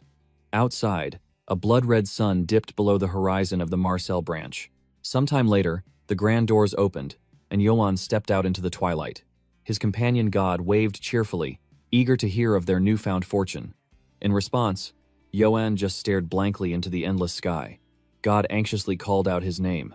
Then, the tension shattered. Yoan pumped his fists and roared with pure excitement, shouting that they were going to suck some sweet honey. Completely baffled, God blinked in confusion, repeating the absurd phrase, "Suck some honey?" An hour earlier, inside that suffocatingly tense VIP room, Yoan's aura flared as he flatly rejected her demonic proposal. He argued that, in a massive trading hub like Marcel, whoever controls the wealth will naturally breed resentment. It was the basic law of the heavens. His voice echoed with righteous fury. Instead of negotiating like true merchants, she expected him to butcher his way through the problem, sparing not even the children? The way of the sword was meant to protect, not to murder the innocent. He would never stain his soul with such a vile act. Standing tall, he suggested they wipe this dishonorable conversation from their memories completely. The two of them stared at each other in deathly silence, two fierce wills clashing in the air. Then, her icy mask suddenly melted into a warm smile. Yaon softly announced that he had passed the test. Yoan was utterly stunned. Bowing gracefully, with a knowing smile she reveals the bitter truth. The entire ordeal was merely a trial to test his worthiness for their sacred backing. Yoan narrows his eyes, questioning if their infamous market monopoly was nothing but an illusion. The manager quickly clears the air. She insists the company's absolute control is a myth, and they are actually deeply revered among the elite merchant alliances. She desperately wants to lock in their lucrative agreement, but clarifies that he will not be dragged to the blood-soaked front lines immediately. She reveals that the elite Oakwood forces have already marched out to slaughter the bandit scum. Until the dust settles, he is free to cultivate his strength and bask in the luxuries of their mighty sponsorship. Extending an elegant hand, she formally invites him to join their powerful ranks. Without a second thought, Yoan eagerly accepts the pact. Their hands clash, sealing a contract forged by destiny itself. And Yoan voices his absolute desire for a mutually glorious and profitable alliance. Stepping back into the bustling streets, Godin tilts his head in utter confusion, asking what the bizarre phrase "suck some honey" actually means. With a mischievous smirk, Yoan explains it is modern slang for bleeding the katana trading company dry on lavish extravagances. Moments later, Godin eagerly asks if the high-stakes negotiations bore fruit. With supreme confidence, Yoan grins, confirming that the legendary sponsorship is finally his. The young man showers him with praise, and Yoan casually accepts the glory. In his mind, he marvels at his own monstrous luck. Securing a supreme backer, the moment he stepped foot in Marcel was a flawless victory. Sure, the bandit rats were still scurrying about in the shadows causing chaos, but the elite mercenaries would surely crush them soon. The peaceful, wealthy life he had chased across lifetimes no longer felt like a distant dream. It was time to lower his guard and indulge in true relaxation. But fate is rarely so kind. As they stroll down the avenue, a blood-curdling scream shatters the tranquil air. A frantic crowd swarms around mangled corpses tossed carelessly onto the cobblestones. Yoan's breath catches. Why were slaughtered bodies displayed in the very heart of the city? Suddenly, Godin calls out his name. Goran rushes forward, his face pale with dread, warning that the terrifying enemy has breached their walls. Yoan demands to know what kind of nightmare is unfolding. Goran's voice trembles as he delivers the horrifying truth. The bandits have evolved into bloodthirsty monsters, butchering innocent merchant families to strike sheer terror into the city's core. One of the mangled, blood-soaked corpses lies utterly lifeless on the cold stone of the central square. Staring at the gruesome aftermath, Yoan realizes the deadly game is far from over. Amidst the chaotic mob, a furious Argizio citizen screams for justice, blaming the incompetent lords of Marcel for the endless bloodshed. Another wildly theorizes that the Emperor himself is pulling the bandits' strings from the shadows. Though mocked as sheer lunacy, the dangerous spark of rebellion ignites. The plaza descends into a jest. Total madness, with loyalists defending the throne, while rebels hurl venomous accusations. The deafening roar of panic echoes from every direction as Yoan watches the fragile peace crumble to dust. Facing this catastrophic scene, he sees the illusion of safety in Marcel being brutally ripped apart by the unseen enemy. He clenches his fists, wondering where the hell the elite mercenaries are hiding. Meanwhile, in her grand office, Ibila bursts through the doors. Her face is drained of color as she brings apocalyptic news to manager Ayan. Already burdened by the grim discovery in the plaza, Ion aggressively demands to know what the mighty Oakwood mercenaries are doing. Ibala swallows hard, sheer terror choking her words before she can speak. She drops a devastating bombshell. They have completely lost all contact with the entire mercenary army. Ayan's blood runs ice cold. She demands to know the meaning behind this absolute catastrophe.